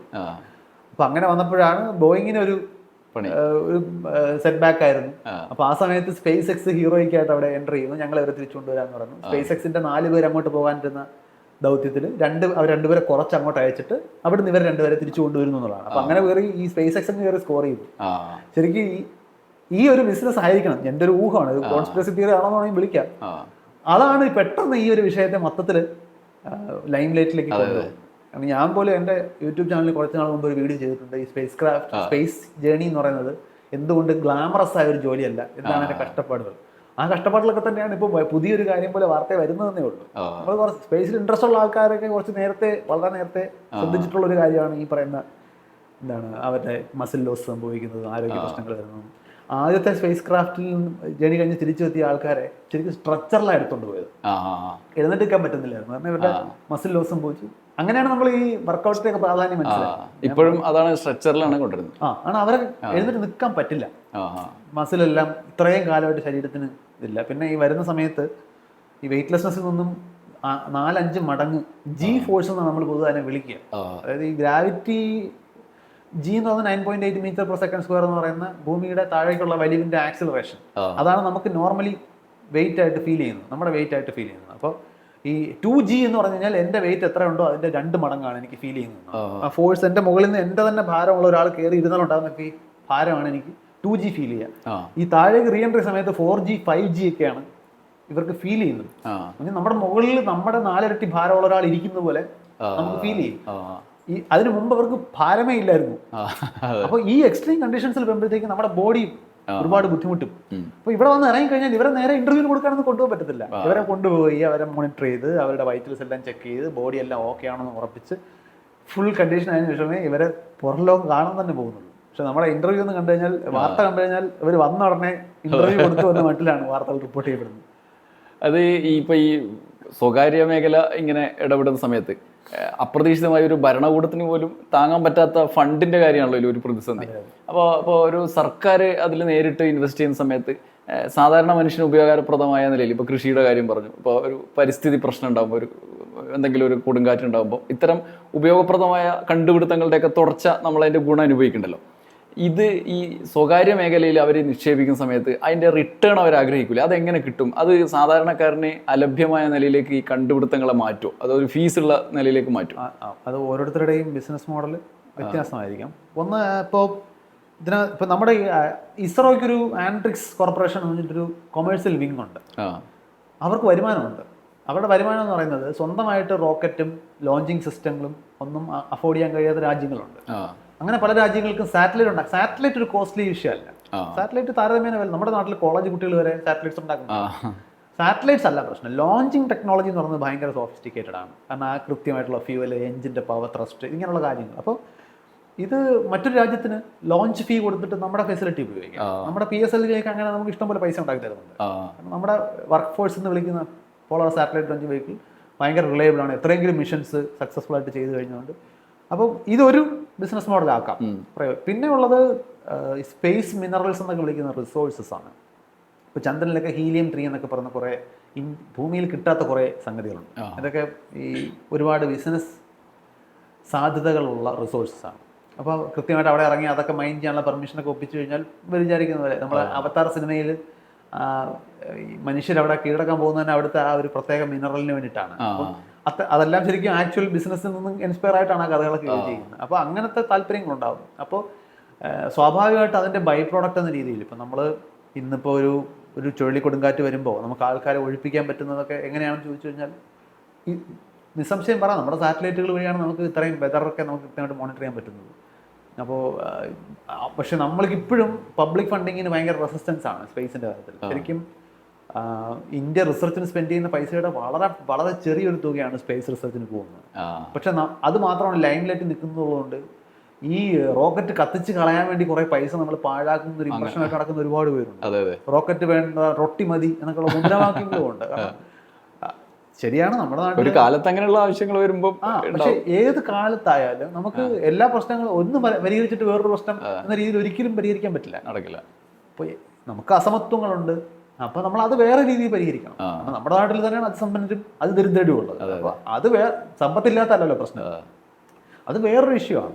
അപ്പൊ നമുക്ക് പട്ടിണിയെല്ലാം മാറ്റിയതിനു ശേഷം ബഹിരാകാശത്തേക്ക് ഇൻവെസ്റ്റ് ചെയ്യാൻ പറ്റില്ല. പിന്നെ നമ്മുടെ ഇന്ത്യയുടെ ഒരു പോളിസി എന്ന് പറയുന്നത് പൊതുവിൽ പണ്ട് മുതലേ വിക്രം സാരാഭായി പോലുള്ള ആളുകൾ കൺസീവ് ചെയ്തേക്കുന്നത് തന്നെ ഒരു ഫാൻസി ടെക്നോളജി എന്ന രീതിയിലല്ല, പൊതുജനങ്ങളിലേക്ക് വരണം. അപ്പോൾ നമുക്ക് മത്സ്യബന്ധനത്തിന് പോകുന്ന തൊഴിലാളികൾക്ക് മത്സ്യം എവിടെയാണ്, മത്സ്യസമ്പത്ത് എവിടെയാണെന്ന് റിമോട്ട് സെൻസിങ്ങിലൂടെ മനസ്സിലാക്കണമെങ്കിൽ നമുക്ക് സാറ്റലൈറ്റ് വേണം. അത് ഡെയിലി ലൈഫിൽ നമ്മൾ നമ്മുടെ സാധാരണ മനുഷ്യരിലേക്ക് അതിൻ്റെ എത്തുന്നുണ്ട്. ഇപ്പോൾ ടെലിമെഡിസിൻ, പിന്നെ എഡ്യൂക്കേഷൻ്റെ രംഗത്തൊക്കെ വന്നിട്ടുള്ള കാര്യങ്ങൾ, ഇതെല്ലാം ശരിക്കും ഇതിൻ്റെ ഒരു ബൈ പ്രോഡക്റ്റാണ്. പിന്നെ സ്പേസ് സ്പിൻ ഓഫ് എന്ന് പറയുന്ന ഒരു വാക്ക് തന്നെയുണ്ട്.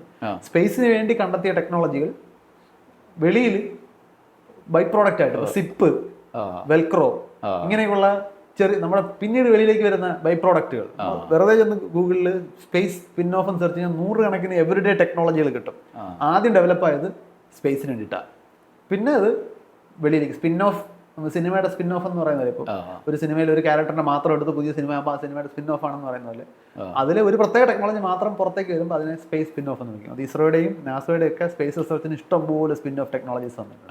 നേരത്തെ പറഞ്ഞതുപോലെ ഇതിന് വേണ്ടിയിട്ടാണ് എന്ന് നമുക്ക് മാപ്പ് ചെയ്യാൻ പറ്റില്ല, പക്ഷെ നമ്മൾ മുടക്കിയ പൈസ എല്ലാം ശരിക്കും വർത്താണ്. ഇപ്പം ഈ ഗവേഷകരുടെ കാര്യം പറഞ്ഞതുപോലെ തന്നെ ഇൻവെസ്റ്റ്മെൻറ്റിൻ്റെ ആ ഒരു ബാധ്യത ഇത്രയും നിലയിൽ സർക്കാർ തന്നെ ഇൻവെസ്റ്റ് ചെയ്യുന്നു, അതിനനുസരിച്ചുള്ള മുന്നോട്ട് പോക്ക് ഉണ്ടാവുന്നുണ്ട്. പക്ഷെ പലപ്പോഴും ഇപ്പോൾ CV രാമൻ എന്ന് നമ്മൾ കേട്ടിട്ടുണ്ട്. അതിനുശേഷമുള്ള കാലത്ത് വലിയ ശാസ്ത്രജ്ഞർ ഉണ്ടാവുന്നില്ലേ എന്നുള്ള ചോദ്യങ്ങൾ വരുന്നുണ്ട്. അതൊക്കെ ഈ സാമ്പത്തികത്തിൻ്റെ തുടർച്ചയാണോ, ഇൻവെസ്റ്റ് ചെയ്യുന്നതിൻ്റെ കുറവിൻ്റെ കാര്യമാണോ, അന്താരാഷ്ട്ര തലത്തിൽ തന്നെ അങ്ങനെയുള്ള കണ്ടെത്തലുകൾക്കൊരു മെല്ലെപ്പോക്കുണ്ടോ എന്നുള്ള ചോദ്യം വരുന്നുണ്ടല്ലോ. ഫണ്ടമെന്റൽ സയൻസിലുള്ള കണ്ടെത്തൽ അത് കുറച്ച് കോംപ്ലിക്കേറ്റഡ് ആയിട്ടുള്ള കാര്യമാണ്. നമ്മൾ പക്ഷേ കുറച്ച് വിശാലമായി പഠിച്ച് മാത്രം മനസ്സിലാക്കാവുന്ന കാര്യമായിരിക്കണം. ഈ ഫണ്ടമെന്റൽ സയൻസിലുള്ള അഡ്വാൻസ്മെൻ്റ് എന്ന് പറയുന്നത് നമ്മൾ ഒരു എന്താണ് ദുഃഖകരമായിട്ടുള്ളൊരു കാര്യം എന്ന് പറയുന്നത് ഈ നമ്മൾ ഈ ലോകത്തെ മനസ്സിലാക്കാനുള്ള ശ്രമമാണല്ലോ പൊതുവിൽ ഫണ്ടമെന്റൽ സയൻസിലെ റിസർച്ച് എന്ന് പറയുന്നത്. അത് ഒരു നമ്മൾ വൈദ്യുതിയുടെ പിതാവ് എന്ന് വിളിക്കുന്ന മൈക്കൽ ഫാരഡേയുടെ ലാബ് എനിക്ക് നേരിട്ട് കാണാനുള്ളൊരു അവസരം ഉണ്ടായിരുന്നു. ഞാൻ കാണുമ്പോൾ എന്നെ ആദ്യം സ്ട്രൈക്ക് ചെയ്തു, ഞങ്ങളുടെ കോളേജിൽ ഡിഗ്രി കുട്ടികൾ ഉപയോഗിക്കുന്ന ലാബിൻ്റെ പോലും സോഫിസ്റ്റിക്കേഷൻ ഇല്ലാത്തൊരു ലാബാണ്. ഞാൻ ആലോചിക്കുന്നത് ഈ മനുഷ്യൻ ഇതിനകത്താണോ ഇത്രയും കണ്ടെത്തിയത്. അവിടുത്തെ പ്രശ്നം എന്ന് പറയുന്നത് ആ ഒരു സെറ്റപ്പിൽ കണ്ടെത്താൻ കഴിയുന്നതെല്ലാം അന്നേ കണ്ടെത്തി കഴിഞ്ഞു. ഇനി അങ്ങനെ ചെയ്യാൻ പറ്റില്ല. നമ്മൾ കൂടുതൽ ആഴത്തിൽ പഠിക്കണമെന്നുണ്ടെങ്കിൽ കൂടുതൽ കോസ്റ്റ്ലി ആയിട്ടുള്ള അന്വേഷണങ്ങൾ, അതാണ് ഞാൻ പറഞ്ഞത് അതിനകത്തൊരു ദൗർഭാഗ്യകരമായിട്ടുള്ള കാര്യം. അപ്പം അങ്ങനെ വരുമ്പോൾ അത് മാത്രമല്ല സാധാരണക്കാരിൽ നിന്നും ഈ ആ അറിവിൻ്റെ ആഴം കൂടുതൽ അകന്നുകൊണ്ടിരിക്കും. ഇപ്പോൾ വൈദ്യുതി എന്ന് പറയുന്നത് കാന്തികത, മാഗ്നറ്റിസം എന്ന് പറയുന്നത് ഇലക്ട്രിസിറ്റിയുടെ വേറൊരു ഫേസ് ആണ് എന്നൊരാളെ ബോധ്യപ്പെടുത്താൻ എളുപ്പമാണ്. പക്ഷേ എലമെൻ്ററി പാർട്ടിക്കിൾസ്, ഹിഗ്സ് ബോസോൺ തമ്മിലുള്ള ബന്ധം അങ്ങനെ ബോധ്യപ്പെടുത്താൻ പറ്റില്ല. അത് 21-ാം നൂറ്റാണ്ടിൻ്റെ കണ്ടെത്തലും മറ്റേത് 10-ാം നൂറ്റാണ്ടിൻ്റെ കണ്ടെത്തലുമാണ്. അപ്പം ഈ കണ്ടെത്തൽ കൂടുതൽ അഡ്വാൻസ്ഡ് ആകും തോറും ഈ ലേമാൻ എന്ന് നമ്മൾ വിളിക്കുന്ന, ലേ പേഴ്സൺ എന്ന് വിളിക്കുന്ന ഒരു സാധാരണ മനുഷ്യൻ്റെ, ആഴത്തിൽ സയൻസ് പഠിച്ചിട്ടില്ലാത്ത ഒരാളുടെ ഗ്രാസ്പിൻ്റെ ലെവലിൽ നിന്നും ഇത് അകന്നകന്ന് പോകും. അപ്പം വാർത്താ പ്രാധാന്യം ഉണ്ടാക്കാൻ പറ്റില്ല, നിങ്ങൾക്ക് ഇത് എഴുതാൻ പറ്റില്ല. അപ്പോൾ അതുകൊണ്ട് നോർമലി മീഡിയ ഔട്ട്ലെറ്റുകളൊന്നും അത് ഡിസ്ക്രൈബ് ചെയ്യത്തില്ല. സയൻസ് മാത്രം റിപ്പോർട്ട് ചെയ്യുന്ന ചില ഡെഡിക്കേറ്റഡ് ജേണലുകളിലായിരിക്കും, അല്ലെങ്കിൽ അത്തരം ന്യൂസ് പോർട്ടലുകളിലാണ് പലപ്പോഴും അത്തരം ഫൈൻഡിങ്സ് വരിക. അത് ഒരു പ്രശ്നമാണ്. രണ്ട്, നമ്മുടെ ഒരു കൾച്ചറൽ അല്ലെങ്കിൽ ഒരു സോഷ്യൽ ഔട്ട്ലുക്ക് ടു എഡ്യൂക്കേഷൻ അത് ഭയങ്കര ഡിഫറൻ്റ് ആണ്. നമ്മളിത് ജോലി കിട്ടാനുള്ള ഒരു ടെക്നോളജി അല്ലെങ്കിൽ ഒരു വഴിയായിട്ടാണ് നമ്മൾ എഡ്യൂക്കേഷനെ കാണുന്നത്. ഒരു ശാസ്ത്ര പ്രബന്ധം ഉണ്ടാക്കുന്നു, ജോലി കിട്ടുന്നു, പരിപാടി. അതായത് നമ്മൾ ഗവേഷണം പോലും കരിയർ അഡ്വാൻസ്, കായിക മേഖലയിലും അങ്ങനെയാണ്. ഒരു മെഡൽ കിട്ടുന്നു, ജോലി സ്പോർട്സ് കോട്ടറിട്ട് ജോലി കഴിഞ്ഞാൽ അത് മതി എന്നാണ്. അപ്പോൾ അത് എല്ലാവരും അങ്ങനെ ആണെന്നല്ല, പക്ഷെ അങ്ങനെയുള്ളവർക്ക് മാത്രമാണ് നമുക്കൊരു വിസിബിലിറ്റി അല്ലെങ്കിൽ ഒരു സസ്റ്റനൻസ് കാണുന്നത്. പാഷൻ കൊണ്ട് ഈ രംഗത്ത് നിൽക്കുന്നവർക്ക് സപ്പോർട്ട് കിട്ടില്ല. അതൊരു സാഡ് റിയാലിറ്റിയാണ്. അതാ ഒരാളുടെ ഒന്നും കുഴപ്പമില്ല, നമ്മുടെ ഒരു സമൂഹത്തിൻ്റെ മൊത്തം പൊതുബോധത്തിൻ്റെ പ്രശ്നമാണ്. അപ്പോൾ അതുകൊണ്ട് അതിനകത്ത് ആളുകൾക്ക് ഒരു ഉന്നത വിദ്യാഭ്യാസ മേഖലയിൽ ഒരു മാറ്റം ഉണ്ടാവേണ്ടി വരും അല്ലേ? കാതലായ മാറ്റം, അതായത് മേഖലയ്ക്ക് വരുന്ന മാറ്റം എന്നുകൊണ്ട് ഞാൻ ഉദ്ദേശിക്കുന്നത് ഉന്നത വിദ്യാഭ്യാസം നമ്മൾ എങ്ങനെ നോക്കിക്കാണുന്നു എന്നുള്ളത് തൊട്ട് മാറണം. ഈ ഉന്നത വിദ്യാഭ്യാസം എന്നല്ല അതിനെ വിളിക്കുന്നത്. നിങ്ങൾ +2 വരെ സയൻസ് പഠിച്ചൊരു വിദ്യാർത്ഥി ഡിഗ്രിക്ക് BScക്ക് ഫിസിക്സോ കെമിസ്ട്രിയോ തിരഞ്ഞെടുക്കുന്നു വിചാരിച്ചോളൂ. നമ്മൾ മാറി നിന്നൊന്ന് ആലോചിച്ച് കഴിഞ്ഞാൽ അയാൾക്ക് കെമിസ്ട്രി ഇനിയും പഠിച്ച് മതിയായിട്ടില്ല എന്നാണ് എൻ്റെ മീനിങ്. ആണോ നമ്മുടെ നാട്ടിൽ? അല്ല, അതാണ് വ്യത്യാസം. അപ്പം നമ്മൾ ഈ സയൻസിലൊക്കെ വല്ലാതെ മുന്നേറുന്നൊന്നും വലിയ കണ്ടെത്തലുകൾ നടക്കുന്നു പറഞ്ഞ നാട്ടുകളിലേക്ക് നമ്മൾ നോക്കിക്കഴിഞ്ഞാൽ ഉന്നത വിദ്യാഭ്യാസത്തിന് പോകുന്നവർ ഇതുകൊണ്ടാണ് പോകുന്നത്, പഠിച്ച് മതിയായിട്ടില്ല, ഇത് ഇനിയും പഠിക്കണം എന്ന താല്പര്യം കൊണ്ട് പോകുന്നതാണ്. നമ്മൾ ഈ പഠിച്ചതുകൊണ്ട് ജോലി കിട്ടില്ല, എന്തെങ്കിലും കൂടെ പഠിക്കണം. ഈ ഒരു ഫണ്ടമെന്റൽ ഡിഫറൻസ് ഉണ്ട്. അത് മാറാതെ നമുക്ക് ഇത്തരം പ്രതീക്ഷകൾ വെക്കുന്ന ഒരു കാര്യമില്ല. അതായത് നമ്മൾ കൃഷിഭൂമിയിൽ വെള്ളം ഒഴിക്കാതെ കൃഷി കാര്യമായിട്ട് നടക്കണമെന്ന് വിചാരിച്ചു നമുക്ക് ആ ഒരു മണ്ണൊരുക്കൽ നടന്നിട്ടില്ല. നമ്മൾ നേരത്തെ സംസാരിക്കുന്ന സമയത്ത് പറഞ്ഞ ചില കാര്യങ്ങളിലെ സംശയങ്ങളുണ്ട്. ഇപ്പോൾ ചന്ദ്രനിൽ ഇറങ്ങിയ കാര്യം പറയുമ്പോൾ ചന്ദ്രനിൽ ഇറങ്ങിയിട്ടില്ല എന്ന് വാദിക്കുന്ന ആളുകൾ പുസ്തകങ്ങൾ തന്നെ ഇഷ്ടം പോലെ ഉണ്ട്, അവിടെ ഇറങ്ങിയിട്ടില്ല, തട്ടിപ്പാണ്. അപ്പോൾ അതിനകത്ത് ഇപ്പോൾ ചന്ദ്രനിൽ പോയ കമ്പ്യൂട്ടറിൻ്റെ കാര്യം പറഞ്ഞല്ലോ. ഈ എതിർവാദക്കാർ ഉന്നയിക്കുന്ന ഒരു പ്രധാന കാര്യം സമീപകാലത്താണ് നമ്മളെ ഒരു ശ്രദ്ധയിൽ വരുന്നത്. ഇപ്പോൾ അവിടെ കൊണ്ടുപോയ കമ്പ്യൂട്ടറിന് 4 KB കപ്പാസിറ്റി ഉള്ളൂ. ഇപ്പം ഇത്രയും KB ഉണ്ടായിട്ട് നമുക്ക് അല്ലെ എന്താ TB അതിൻ്റെ അപ്പുറത്ത് എത്തിയല്ലോ, അത് നമുക്ക് തികയുന്നില്ല. അപ്പോൾ അന്ന് അത് പോയി എന്ന് പറഞ്ഞാൽ വിശ്വസിക്കാൻ പറ്റില്ല എന്നുള്ള ഒരു യുക്തി അവരുന്നയിക്കുന്ന ഒരു കുയുക്തി അതാണ്. ഇതെങ്ങനെയാണ് നമ്മൾ അതിനെ എതിർക്കുന്നവരോട് ഓരോ കാലത്ത് പിടിച്ചു വെക്കുന്നത്? അല്ലെങ്കിൽ യാഥാർത്ഥ്യം അതാണല്ലോ. അതിനെ എതിർക്കുന്നവർക്ക് വേറൊരു സൈക്കോളജിയാണ് ഉള്ളത്. അതാണ് നമ്മൾ നോക്കിക്കഴിഞ്ഞാൽ ഈ ചന്ദ്രനിൽ മനുഷ്യൻ ഇറങ്ങിയത് 1969 ആദ്യമായിട്ട് ഇറങ്ങുന്നത്. അതിൻ്റെ ആ രാഷ്ട്രീയ പശ്ചാത്തലം കൂടെ നമ്മൾ പരിഗണിക്കണമല്ലോ. അമേരിക്കയും റഷ്യയും തമ്മിലുള്ള കടുത്ത ഒരു ഈഗോ ക്ലാഷിൻ്റെ ഇടയിലാണ്, പീക്കിലാണ്. അതുവരെയുള്ള എല്ലാ സ്പേസ് മൈൽ സ്റ്റോൺസും USSRന്റെ കയ്യിലാണ്. റഷ്യ എന്ന് പറയുമ്പോൾ USSR ആണ്. ആ ഒരു ഈ പലതവണ തറയിൽ അടി കിട്ടി കിടക്കുന്നതിന് എണീറ്റൊരു ചവിട്ട് കിട്ടുക എന്ന് പറയുന്ന ഒരു ഫീലാണ് US ഒരാളെ അവിടെ കൊണ്ടത്. ഇത് റഷ്യ എങ്ങനെയാണ് കാണുക എന്ന് ആലോചിക്കണം. ഓക്കെ, റഷ്യയിൽ ഇരിക്കുന്ന അതുവരെയുള്ള എല്ലാ സ്പേസ് ഇതിൻ്റെയും മറുകര കണ്ട ആളുകൾ അവിടെ ഉണ്ട്. ഓക്കെ, അവര് ചില ഒറ്റപ്പെട്ട കോണിൽ നിന്നും സംശയം ഉന്നയിച്ചു എന്നുള്ള ശരിയാണ്. പക്ഷെ അവർക്ക് ഈ വാദങ്ങളൊന്നുമില്ല. കൊടി പറക്കുന്നത് എങ്ങനെ, ഇങ്ങനെയുള്ള ചോദ്യങ്ങളൊന്നും അവർ ഉന്നയിച്ചിട്ടില്ല. അവര് സംശയിച്ചു ഇതിനകത്ത് എന്തെങ്കിലും ഉണ്ടോ, കാരണം അതൊരു സ്വാഭാവികമാണല്ലോ ഇത്രയും വലിയൊരു മത്സരം നടക്കുമ്പോൾ. ആദ്യം ഈ ന്യൂസ് വന്ന് കുറച്ച് കഴിഞ്ഞിട്ടാണ് ഇത് ഫേക്ക് ആണെന്ന് ഒരു വാദമാണ് പ്രോമിനൻ്റ് ആണ്. ആ വാദം കൊണ്ടുവരുന്നത് ഇന്ന് അതാരും അന്വേഷിക്കത്തില്ല. Flat earth സൊസൈറ്റിയാണ്. ഭൂമി പരന്നതാണെന്ന് വിശ്വസിക്കുന്ന ആളുകളുടെ ഒരു ഗ്രൂപ്പാണത്. അതിന്നും ഉണ്ട്. അവരിപ്പോഴും ഈ വാർത്തയിൽ അവരെന്തൊക്കെയോ പറഞ്ഞിട്ടുണ്ട്. അവരിപ്പോഴും പറയുന്നത് ഭൂമി പരന്നിട്ടാണെന്നാണ്. ഫ്ലാറ്റ് അവരാണ് ഇതിനെ ഇങ്ങനെ പോപ്പുലറൈസ് ചെയ്യുന്നത്. ഓക്കെ, ആലോചിക്കണം, ഇവര് ഭൂമി പരന്നാണെന്നുള്ള ധാരണയിൽ നിന്ന് മാറാത്ത ആളുകളാണ് ഇതാ. പക്ഷെ നമ്മൾ പലരും ഇതറിയാതെയാണ് ഇതിന് എയർ കൊടുക്കുന്നത്. അപ്പോൾ ഒന്ന് ഇതിൻ്റെ ടെക്നോളജിക്കൽ സൈഡ് ആലോചിച്ചാൽ തന്നെ മനസ്സിലാവും. ഈ അപ്പോളോ 11 മനുഷ്യൻ ചന്ദ്രനിൽ ഇറങ്ങുന്നത് ആദ്യമായിട്ട്. അതിനുശേഷം ഇറങ്ങിയിട്ടുണ്ട്. അതിനുശേഷം 6 മിഷൻസ് നടന്നിട്ടുണ്ട്. അതിൽ 5 എണ്ണവും ആൾക്കാരെ അവിടെ ഇറക്കിയിട്ടുണ്ട്. അപ്പോളോയ്ക്ക് ശേഷം 11 ശേഷം അതിൽ 13 അവിടെ ഇറങ്ങാൻ പറ്റിയില്ല. അവിടെ വെച്ചൊരു ടെക്നിക്കൽ ഗ്ലിച്ച് വന്നു. വളരെ കഷ്ടപ്പെട്ട് അവർ തിരിച്ചു വരികയാണ് ചെയ്തത്. ചന്ദ്രൻ്റെ ഫ്രണ്ടിൽ ചെന്നിട്ട് ജിം ലോവൽ എന്ന് പറയുന്നൊരു ആസ്ട്രോനോട്ടാണ് അതിനകത്തുണ്ടായിരുന്നത്. അദ്ദേഹത്തിൻ്റെ ബുക്കുണ്ട് ലോസ്റ്റ് മൂൺ. അവിടെ ചെന്ന് അത് ജീവനോട് തിരിച്ചെത്തിയത് ഭാഗ്യം. പക്ഷെ തിരിച്ചെത്തി. ഇങ്ങനെ മൊത്തം 7 മിഷൻസിൽ 6 എണ്ണത്തിൽ 2 പേര് വീതം 12 പേര് ചന്ദ്രനിൽ ഇറങ്ങിയിട്ടുണ്ട്. ഈ ഒന്നും മാത്രമല്ല, 12 പേര് ഇറങ്ങിയിട്ടുണ്ട്. അതിനുശേഷം 2 മിഷനോട് പ്ലാൻ ചെയ്തിരുന്നു. പക്ഷേ മറ്റേ റഷ്യ ആയിട്ടുള്ള മത്സരമൊക്കെ ഏതാണ്ട് അവസാനിച്ച് പബ്ലിക്കിന് ഇൻട്രസ്റ്റ് നഷ്ടപ്പെട്ടപ്പോൾ അമേരിക്കയുടെ ഗവൺമെന്റ് അവിടുത്തെ കോൺഗ്രസ് ഫണ്ട് ഇനി കൊടുക്കില്ല എന്ന് പറഞ്ഞു. അങ്ങനെ അവർ ആ പ്ലാൻ സ്ക്രാപ്പ് ചെയ്തിട്ട് അതിനുവേണ്ടി ഉണ്ടാക്കി വെച്ചിരുന്ന പല ഇൻഫ്രാസ്ട്രക്ചറും ഈ ISSലേക്ക് പിന്നെ റീയൂസ് ചെയ്യുകയാണ് ചെയ്തത്. അതിന് മുമ്പുള്ള 10 ദൗത്യങ്ങളോ അത് ആദ്യത്തെ മിഷൻ ഇവിടെ വെച്ച് തന്നെ കത്തിപ്പോയി. 2ാമത്തെ 3ാമത്തെ മിഷൻ ടെസ്റ്റുകളാണ് അകത്ത് തന്നെ. പിന്നെ ഭൂമിക്ക് ചുറ്റും ഈ പരിപാടികൾ, ഭൂമിയുടെ ഓർബിറ്റിൽ ചെന്നിട്ട് ഈ ഡോക്കിങ്ങും ഇങ്ങനെയുള്ള കാര്യങ്ങൾ പഠിച്ചിട്ടുണ്ട്. ഭൂമിയുടെ അതിന് നിന്നുകൊണ്ട് താഴേക്ക് ഇറങ്ങാൻ നോക്കിയിട്ടുണ്ട്. ചന്ദ്രനെ പോയി ചുറ്റിയിട്ട് തിരിച്ചു വന്നിട്ടുണ്ട്. ചന്ദ്രനിൽ ചെന്ന് സർഫസ് വരെ എത്തിയിട്ട് തിരിച്ചു വന്നിട്ടുണ്ട് ഇറങ്ങാതെ. ഓരോ സ്റ്റെപ്പും നമ്മൾ പഠിച്ച് എന്തൊക്കെയാണ് ചരിത്രത്തിൽ മനസ്സിലാക്കിയിട്ടാണ് ഈ 11ാമത്തെ മിഷൻ കാല് വെക്കുന്നത്. ഇനി ഒരു നമ്മുടെ ISROയിലെ ഈ ടോപ്പിലിരിക്കുന്ന ഡയറക്ടർ മുതൽ ഒരു മൂൺ മിഷൻ നടത്തുമ്പോൾ അതിൻ്റെ പ്രോജക്ട് ഡയറക്ടർ മുതൽ ഇങ്ങ് താഴെ അതിൻ്റെ സ്ക്രൂ മുറുക്കുന്ന സ്റ്റാഫ് വരെ എത്ര പേരുണ്ടാവും എന്നറിയോ? 10,000-കണക്കിന് മനുഷ്യരുണ്ട്. ഒരു മാൻഡ് മിഷൻ എന്ന് പറഞ്ഞാൽ ലക്ഷക്കണക്കിന് ആൾക്കാർ ഇതിനകത്ത് ഡയറക്റ്റായിട്ട് ഇൻഡയറക്റ്റായിട്ട് പഠിക്കും. ഇത്രയും പേരും കൂടെ ചേർന്ന് കള്ളം പറഞ്ഞാലേ നിങ്ങൾക്ക് ഇത് ഫേക്ക് ചെയ്യാൻ പറ്റും. നമ്മളൊരു ഓണാഘോഷ പരിപാടിക്ക്, ഒരു ക്ലബിൻ്റെ പരിപാടി നമ്മൾ സംഘടിപ്പിക്കുകയാണ്. നമ്മളൊരു രഹസ്യം എക്സിക്യൂട്ട് ചെയ്യാൻ തീരുമാനിച്ച് നമ്മളുടെ കമ്മിറ്റിയിൽ 10 പേര് അറിഞ്ഞാൽ നമുക്ക് എത്ര സീൽഡായിട്ട് ആ രഹസ്യം സൂക്ഷിക്കാൻ പറ്റും? എത്രയും കുറച്ച് പേര് രഹസ്യം അറിയുന്നോ അത്രയും സേഫാണ് ഈ രഹസ്യം. അതും എത്ര വർഷം? 70 വർഷം. നാസയിൽ നിന്ന് ഒരു മനുഷ്യൻ പോലും പുറത്തിറങ്ങിയിട്ട് എനിക്കിതൊക്കെ അറിയാമെന്നുള്ള വിസിൽ ബ്ലോയിങ് ഉണ്ടായിട്ടില്ല. ഇതാണ് ഈ കോൺസ്പിറസി തിയറികളുടെ കുഴപ്പം. ആണ് ഇതിന്റെ ഹിസ്റ്ററിയോ ഇതിനുള്ള ചലഞ്ചസോ ഒന്നും അറിയില്ല. ഇത് ആരോ പറഞ്ഞതിങ്ങനെ അതല്ല, അത് ഇനിയും ഉണ്ടാവും. നമുക്കിപ്പോൾ എന്ത് മേജർ ഈവന്റ് ഉണ്ടായി കഴിഞ്ഞാലും ഇന്നും ഈ ഇലുമിനാറ്റി ഇങ്ങനെയൊക്കെയുള്ള കാര്യങ്ങൾ വിശ്വസിക്കുക. അതായത് ലോകത്തെ മുഴുവൻ നിയന്ത്രിക്കുന്ന 5-6 പേര് എവിടെയോ ഒരു പവർ. അത് വേറൊരു തരം സൈക്കോളജിക്കൽ കണ്ടീഷനാണ്. ഇപ്പം നാർസിസിസത്തിൻ്റെ ഒക്കെ ഒരു ഭാഗമാണെന്ന് ഒരു സ്റ്റഡീസ് ഉണ്ട്. ഞാൻ മറ്റുള്ളവരെക്കാൾ കൂടുതൽ ബുദ്ധിയുള്ള ആളാണെന്ന് തോന്നിക്കുന്ന ഒരു അവസ്ഥയിലാണ് ഇതൊക്കെ പറയുന്നത്. നിങ്ങൾക്കൊന്നും അറിയത്തില്ല ലോകത്തെ വലിയ രഹസ്യം. അതാണ്. അപ്പം ഞാൻ ഒരിക്കലും ഇതിനെ അങ്ങനെ സീരിയസ് ആയിട്ട് എടുത്തിട്ടില്ല. ഇതൊരു ഒരു പാരലൽ വേൾഡാണ്. ഈ മനുഷ്യൻ ഏറ്റവും കൂടുതൽ പോയ ദൂരം ചന്ദ്രൻ തന്നെയാണ് അല്ലേ? ഇപ്പൊ എക്സ് പറയുന്നത്, മസ്കിനൊക്കെ പറയുന്നത് ചൊവ്വയിലേക്ക് പോകുന്നതാണല്ലോ, ഒരു ഭാവന കൂടിയിൽ പ്രധാനമാണല്ലോ.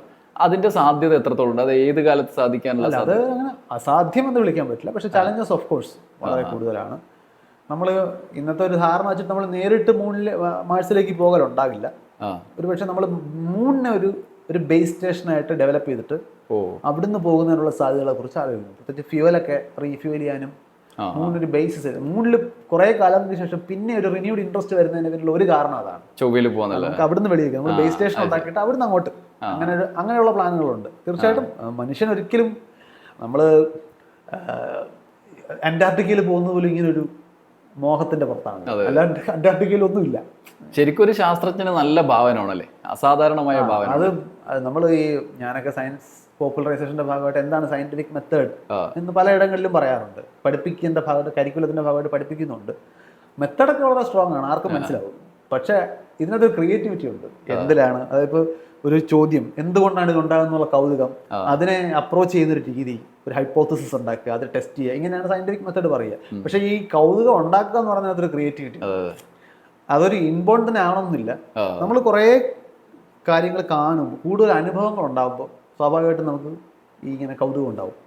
മനുഷ്യൻ്റെ നാച്ചുറലി നമുക്കുള്ളതാണ് കൗതുകം. അതൊന്ന് നമുക്ക് തന്നെ ഒന്ന് എൻഹാൻസ് ചെയ്ത് കഴിഞ്ഞാൽ ഇത് ഉണ്ടാവും. പലരുടെയും ഐൻസ്റ്റൈൻ്റെ ഒരു കോഡ് ഉണ്ടല്ലോ, ഞാൻ അങ്ങനെ ഒരു എക്സ്ട്രാ ഓർഡിനറിലി ബ്രില്യൻ്റ് ആയിട്ട് ആളല്ല, but I was an extra ordinarily curious child.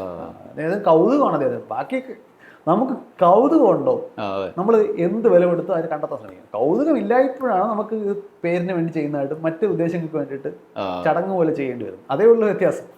ഇപ്പം ഈ പറയുന്ന മുന്നോട്ട് നമ്മൾ കാണുന്ന ആളുകൾക്ക് അപ്പുറത്തുള്ള 10,000-കണക്കിന് ആളുടെ കാര്യം പറഞ്ഞില്ലേ, ഈ നീൽ ആംസ്ട്രോങ് അവിടെ ഇറങ്ങുന്നതിന് മുന്നേ പറഞ്ഞ ഒരു വീഡിയോ കണ്ടിട്ടുള്ളത്, ഞാനിറങ്ങും, എഡ്വിൻ ആൽഡ്രിൻ ഇറങ്ങും, ഞങ്ങളെയാണ് ചരിത്രത്തിൽ ചിലപ്പോൾ കാണാൻ പോകുന്നത്.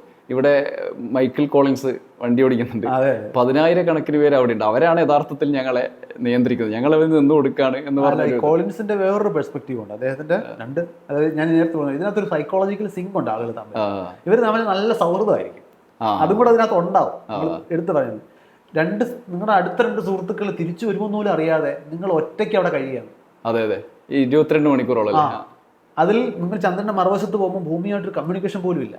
അതിഭീകരമായ ഏകാന്തതയാണ്. ഇവരവിടെ ഇറങ്ങുമ്പോൾ ഇത് കറങ്ങുമല്ലോ അല്ലേ? ഇത് അപ്പുറത്തേക്ക് പോവാം, അതവിടെ നിൽക്കാൻ പറ്റില്ല, ഒന്നിനും അവിടെ നിൽക്കാൻ പറ്റില്ല, കറങ്ങിക്കൊണ്ടിരിക്കുകയാണ്. എന്നിട്ട് കറങ്ങിയിട്ട് അവിടുന്ന് ഒരു ചെറിയ റോക്കറ്റ് വെച്ച് അവിടുന്ന് കയറി ഇതുമായിട്ട് ഡോക്ക് ചെയ്താൽ തിരിച്ചു കയറുന്നു. അതിനൊപ്പം ഓടണല്ലേ ഈ വണ്ടി, കൂടെ വന്ന് സ്പീഡ് മാച്ച് ചെയ്യണം. സ്പീഡ് മാച്ച് എന്ന് പറഞ്ഞാൽ ഒരു ഓർബിറ്റിൽ ഒരു സ്പീഡേ ഉണ്ടാവുള്ളൂ. ആ സ്പീഡിലെ ആ ഓർബിറ്റിൽ പോകാൻ പറ്റും. ഒരു ഓർബിറ്റിൽ ഒരു സ്പീഡാണ്. അപ്പോൾ ഓർബിറ്റ് ഉയർത്തി ആ ഹൈറ്റിൽ, ആ ആൾട്ടിറ്റ്യൂഡിൽ എത്തുമ്പോൾ, ആൾട്ടിറ്റ്യൂഡ് എന്നുള്ള വാക്കാണ് അവിടെ ഉപയോഗിക്കുന്നത്, ഓർബിറ്റിൽ എത്തുമ്പോൾ ആ സ്പീഡ് കറക്റ്റ് ആവും, പിന്നെ അടുപ്പിക്കുക. അങ്ങനെയാണ് ചെയ്യുന്നത്. അല്ല, കോളിൻസ് പറഞ്ഞ കാര്യം, കോളിൻസ് ഈ ഭീകരമായ ഏകാന്തതയാണ്. അതായത് ഇത് താഴെ ഭൂമിയിലെ കൺട്രോൾ സ്റ്റേഷനുമായിട്ട് സംസാരിക്കാൻ പറ്റില്ല, സുഹൃത്തുക്കൾ താഴെ ഇറങ്ങിയിട്ടുണ്ട്, എന്താണെന്ന് അറിയില്ല. കാരണം അത് മനുഷ്യർ ഇന്ന് വരെ ഇറങ്ങിയിട്ടില്ലാത്തൊരു സ്ഥലമാണ്. ഫോട്ടോഗ്രാഫ് മാത്രമേ നമ്മൾ കണ്ടിട്ടുള്ളൂ. ഈ ചന്ദ്രൻ ഇവിടുന്ന് കാണുന്ന വട്ടമല്ല അവിടെ ചെല്ലുമ്പോൾ, നമ്മൾ ഈ തൊട്ടടുത്ത് ചെല്ലുമ്പോൾ അവിടെ ഈ 3 കാലുള്ള ഈ സാധനം ചെന്ന് നിൽക്കുന്ന സ്ഥലത്ത് ഒരു ഇളകുന്ന കല്ലുണ്ടെങ്കിൽ ഇത് മറിയും, കഴിഞ്ഞു. അപ്പോൾ ഇതിങ്ങനെ പതിയെ നമ്മൾ ആ മൂൺ ലാൻഡിങ്ങിന്റെ വീഡിയോ നോക്കിയാൽ മതി. ഒരു താഴെ എത്തിയിട്ട് അവിടെ നമുക്ക് മെഷീൻ വെച്ച് ചെയ്യാൻ പറ്റത്തില്ല, കാണണം ഡയറക്റ്റ്. ഇവിടുന്ന് കാണാൻ പറ്റത്തില്ല, കാരണം ഇവിടെ എത്താൻ സമയമെടുക്കും, 1.5 സെക്കൻഡോളം ഡിലേ ഉണ്ട്. ആ സമയം കൊണ്ട് ഇത് പാസ്സായി കഴിഞ്ഞാൽ പിന്നെ ലാൻഡ് ചെയ്യാൻ പറ്റത്തില്ല. അപ്പോൾ അവരവിടെ നോക്കി പതുക്കെയാണ് നിർത്തുന്നത്. നിർത്തുന്ന ഭാഗത്തെ മണ്ണിന്റെ ഉറപ്പ്, കല്ലിന്റെ പൊസിഷൻ, ചരിവ്, ഇതിൽ എന്തെങ്കിലും ഒരു അസസ്മെന്റിൽ പാളിച്ച പറ്റിയാൽ ഇത് മറിഞ്ഞു കഴിഞ്ഞാൽ പിന്നെ എല്ലാം കഴിഞ്ഞു, പിന്നെ അത് തിരിച്ചു വരില്ല. അപ്പൊ അത്രയും റിസ്ക് ഉണ്ട്. അത് നമ്മളെക്കാൾ നന്നായിട്ട് അവർക്ക് അറിയാം ഇതിന്റെ ഓരോ റിസ്ക്. അപ്പോൾ ഈ എൻ്റെ 2 അടുത്ത സുഹൃത്തുക്കൾ താഴേക്ക് ഇറങ്ങി, ഇവർ വരുമെന്നറിയില്ല, എനിക്ക് വേറൊരാൾക്ക് സംസാരിക്കാൻ പോലും പറ്റുന്നില്ല. കോളിൻസിന്, ഞാൻ എപ്പോഴും കോളിൻസിന്റെ അവസ്ഥ ഇങ്ങനെ ആലോചിക്കാറുണ്ട്, മനുഷ്യരും കൂടിയാണല്ലോ ഇവർ. അപ്പോൾ ഇതിന്റെ പിന്നിലുള്ള ഈ ഭാവനാശാലികളായ ആളുകൾ, 10,000-കണക്കിന് പ്രതിഭകളുണ്ടല്ലോ. ഇപ്പോൾ മലയാളത്തിലൊരു പഴയൊരു കവിത തന്നെ ഉണ്ടല്ലോ, അജ്ഞാതരായ ശാസ്ത്രകാരന്മാരെ കുറിച്ചിട്ടുള്ള, നമ്മളെ കല ഉണ്ടാക്കിയ ആള്, ഓരോ കത്തി ഉണ്ടാക്കിയ ആള്.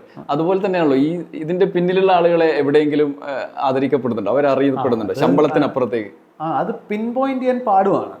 ഇത് അൺക്രെഡിറ്റഡ് ആയിട്ട് പോകുന്ന ഒരുപാട് ആൾക്കാർ, ഒരാളല്ലല്ലോ അല്ലേ, ഒരുപാട് പേര്.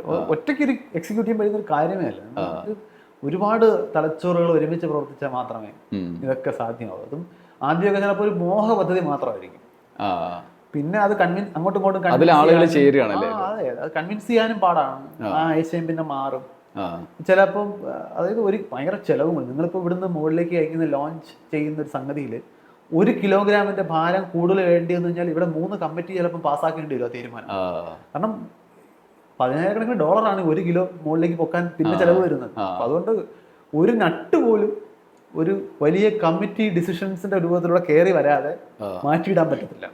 അപ്പോൾ അത് അത്രയും അധികം സെൻസിറ്റീവ് ആയിട്ടുള്ള കാര്യമാണിത്. അപ്പോൾ ഇത്തരം കാര്യങ്ങളിൽ സ്പെസിഫിക് ആയ ഒരു കണ്ടെത്തൽ നമുക്ക് വ്യാഖ്യാനിക്കാൻ കഴിയില്ലായിരിക്കും.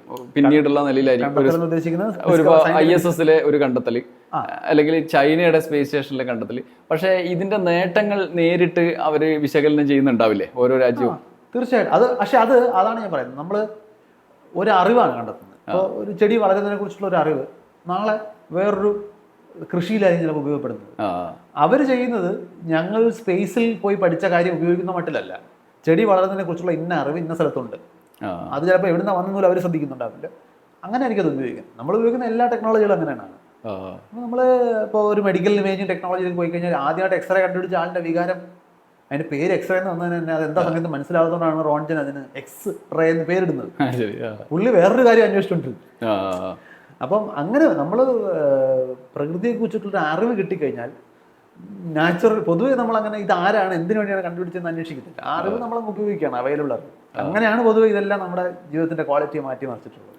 മറ്റൊന്ന്, ഇവർ അവിടുന്ന് ഈ പറഞ്ഞ പോലെ ഏകാന്തതയൊക്കെ കടന്നു വന്നാൽ അവർ അനുഭവിക്കുന്ന ഒരു ദാർശനിക പ്രശ്നമാണ്. അതായത് ഇപ്പം സാധാരണ ഒരു മനുഷ്യന് കീഴടക്കാൻ ഒരു സ്പേസ് ഉണ്ടാവില്ല. സ്പേസ് ഞാൻ ഉദ്ദേശിക്കുന്ന ഒരു പോയിന്റ് ഉണ്ടാവില്ല. അപ്പോൾ നമുക്കൊരു ആഗ്രഹം ഉണ്ടാവും, നമുക്ക് എന്തെങ്കിലും ഒരു സ്ഥലത്ത് പോകണം, ഒരു വലിയ കുന്നുമ കയറണം, അല്ലെങ്കിൽ എന്തെങ്കിലും ഒരു ജോലി നേടണം. നമുക്ക് ഈ ഭൂമിക്ക് അപ്പുറത്തുള്ളതാണല്ലോ ഏറ്റവും വലിയ ആഗ്രഹം. ഇപ്പോൾ R രാമേന്ദ്രൻ ഒരു കവിത ഉണ്ട് ദൈവത്തിനെ കുറിച്ച്. ദൈവത്തിന് എന്ത് വേണമെങ്കിലും അവിടെ കിട്ടുമല്ലോ. അപ്പോൾ ആശയില്ലാണ്ടാവുമ്പോൾ ഉണ്ടാകുന്ന ഒരു വിരസത ഉണ്ടാവും. അപ്പോൾ ഇവരിപ്പോൾ ഇതൊക്കെ കടന്ന് ഇപ്പോൾ ഒരു വ്യക്തി തിരിച്ചെത്തുമ്പോൾ ഉണ്ടാകുന്ന ഒരു മാനസികമായൊരവസ്ഥ, അതിനെപ്പറ്റി പഠനങ്ങൾ ഉണ്ടായിട്ടുണ്ട്. അതെന്താ? ഞാൻ അങ്ങനെ ശ്രദ്ധിച്ചിട്ടില്ല അതിനെപ്പറ്റി. പക്ഷെ അതൊരു പൊതുവിൽ ആളുകൾ ഭയങ്കര ത്രില്ഡായിട്ടാണ് അതിനെപ്പറ്റി സംസാരിക്കുന്നത്. തിരിച്ചു വന്നിട്ട് ഇവര് പൊതുവിൽ നാസയുടെ ഒരു പോളിസി എന്ന് പറഞ്ഞാൽ ആസ്ട്രോണോട്സിനെ തിരിച്ചു വന്നിട്ട് ഇവരിത് ഈ ആസ്ട്രോണോട്സ് ഒരു സ്റ്റാർഡം ഉള്ള ആൾക്കാരാണ്. യങ് ജനറേഷനെ ഇൻസ്പയർ ചെയ്യാനും പബ്ലിക് കോൺഫിഡൻസ് സ്പേസ് മിഷൻസിൽ ഉണ്ടാക്കാനുമാണ് പൊതുവെ ഇവരെ ഉപയോഗിക്കുന്നത്. ഇവരെല്ലാം നല്ല കമ്മ്യൂണിക്കേഷൻ സ്കില്ലൊക്കെ ഉള്ള ആൾക്കാരാണ്. അപ്പോൾ ഇവരെ കൊണ്ട് സ്കൂളുകളിലേക്ക് അയക്കുക, ഇതൊരു ഭയങ്കര ഒരു നോൺ പ്രാക്ടീസാണ്, അവർ ചെയ്യുന്നതാണ്. ഇവർ പെട്ടെന്ന് ആൾക്കാരെ കയ്യിലെടുക്കും. ഈ നേരത്തെ പറഞ്ഞ ഒരുപാട് ക്വാളിറ്റീസ് വെച്ച് സ്ക്രീൻ ചെയ്ത് തരുന്ന ആൾക്കാരാണ്. അത് ഇതും കൂടെ ചേർത്തിട്ടാണ്. കാരണം നാളെയും സ്പേസിലേക്ക് റിസർച്ച് ഫണ്ട് വരണം. അതിന് ആളുകൾക്ക് സ്പേസ് റിസർച്ചിൻ്റെ ഇമ്പോർട്ടൻസ് അറിയണം. അത് നമ്മളെപ്പോഴും നമ്മൾ ചിലപ്പോൾ ഒരു ആസ്ട്രോണോട്ടിനെ കണ്ട് സംസാരിക്കുന്ന കുട്ടിയുടെ ക്യാരക്ടർ അല്ലെങ്കിൽ അയാളുടെ ഭാവിയെക്കുറിച്ചുള്ള പ്ലാൻ തന്നെ മാറും. ഇപ്പോൾ ഈ സൗത്ത് ആഫ്രിക്കയുടെ ആ ഇൻഡിപെൻഡൻസിന് ശേഷം നമ്മുടെ നെൽസൺ മണ്ടേല ചെയ്തൊരു കാര്യമുണ്ട്. അവരുടെ എല്ലാവരാലും പഴിക്കപ്പെട്ട് കിടന്ന ആ റഗ്ബി ടീമിനെ പുള്ളി വിളിച്ചു വരുത്തി, എൻ്റെ ക്യാപ്റ്റനെയൊക്കെ വിളിച്ചു വരുത്തിയിട്ട് ഇവരെ ബസ്സിൽ കയറ്റി നാട്ടുംപുറങ്ങളിലൂടെ ഉൾപ്പെടെ ഇങ്ങനെ പിള്ളേരോടൊപ്പം റഗ്ബി കളിക്കാൻ വിടുകയാണ്.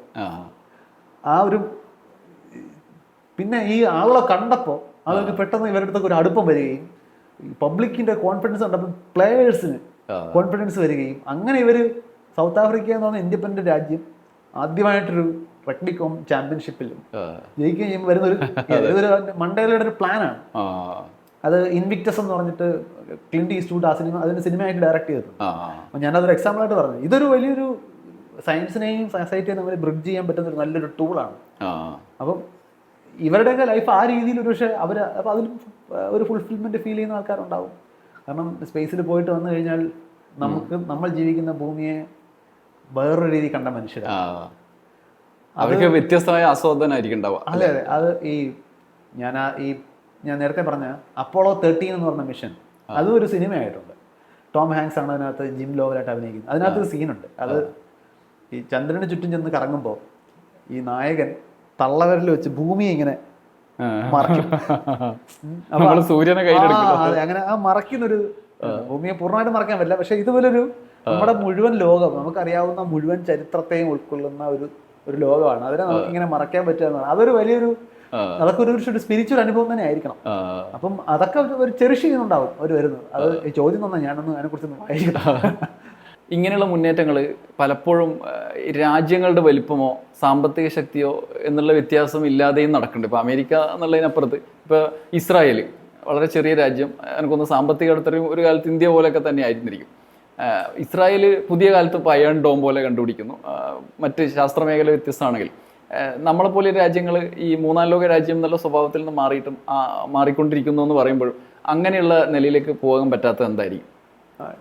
ഈ വ്യത്യസ്തമായ പുതിയ കണ്ടുപിടുത്തങ്ങളിലേക്കോ പുതിയ മുന്നേറ്റങ്ങളിലേക്കോ? അതിന് പല ഘടകങ്ങളുണ്ടാവും. ഓരോരുത്തർ രാജ്യങ്ങളുടെയും പോളിസികൾ ഡിഫറെൻ്റ് ആണ്. എന്തിനാണ് നമ്മൾ ഇപ്പോൾ ഈ ഇസ്രോയിലൊക്കെ ജോലി ചെയ്യുന്നവരോട് സംസാരിച്ചാൽ നമുക്ക് മനസ്സിലാവും.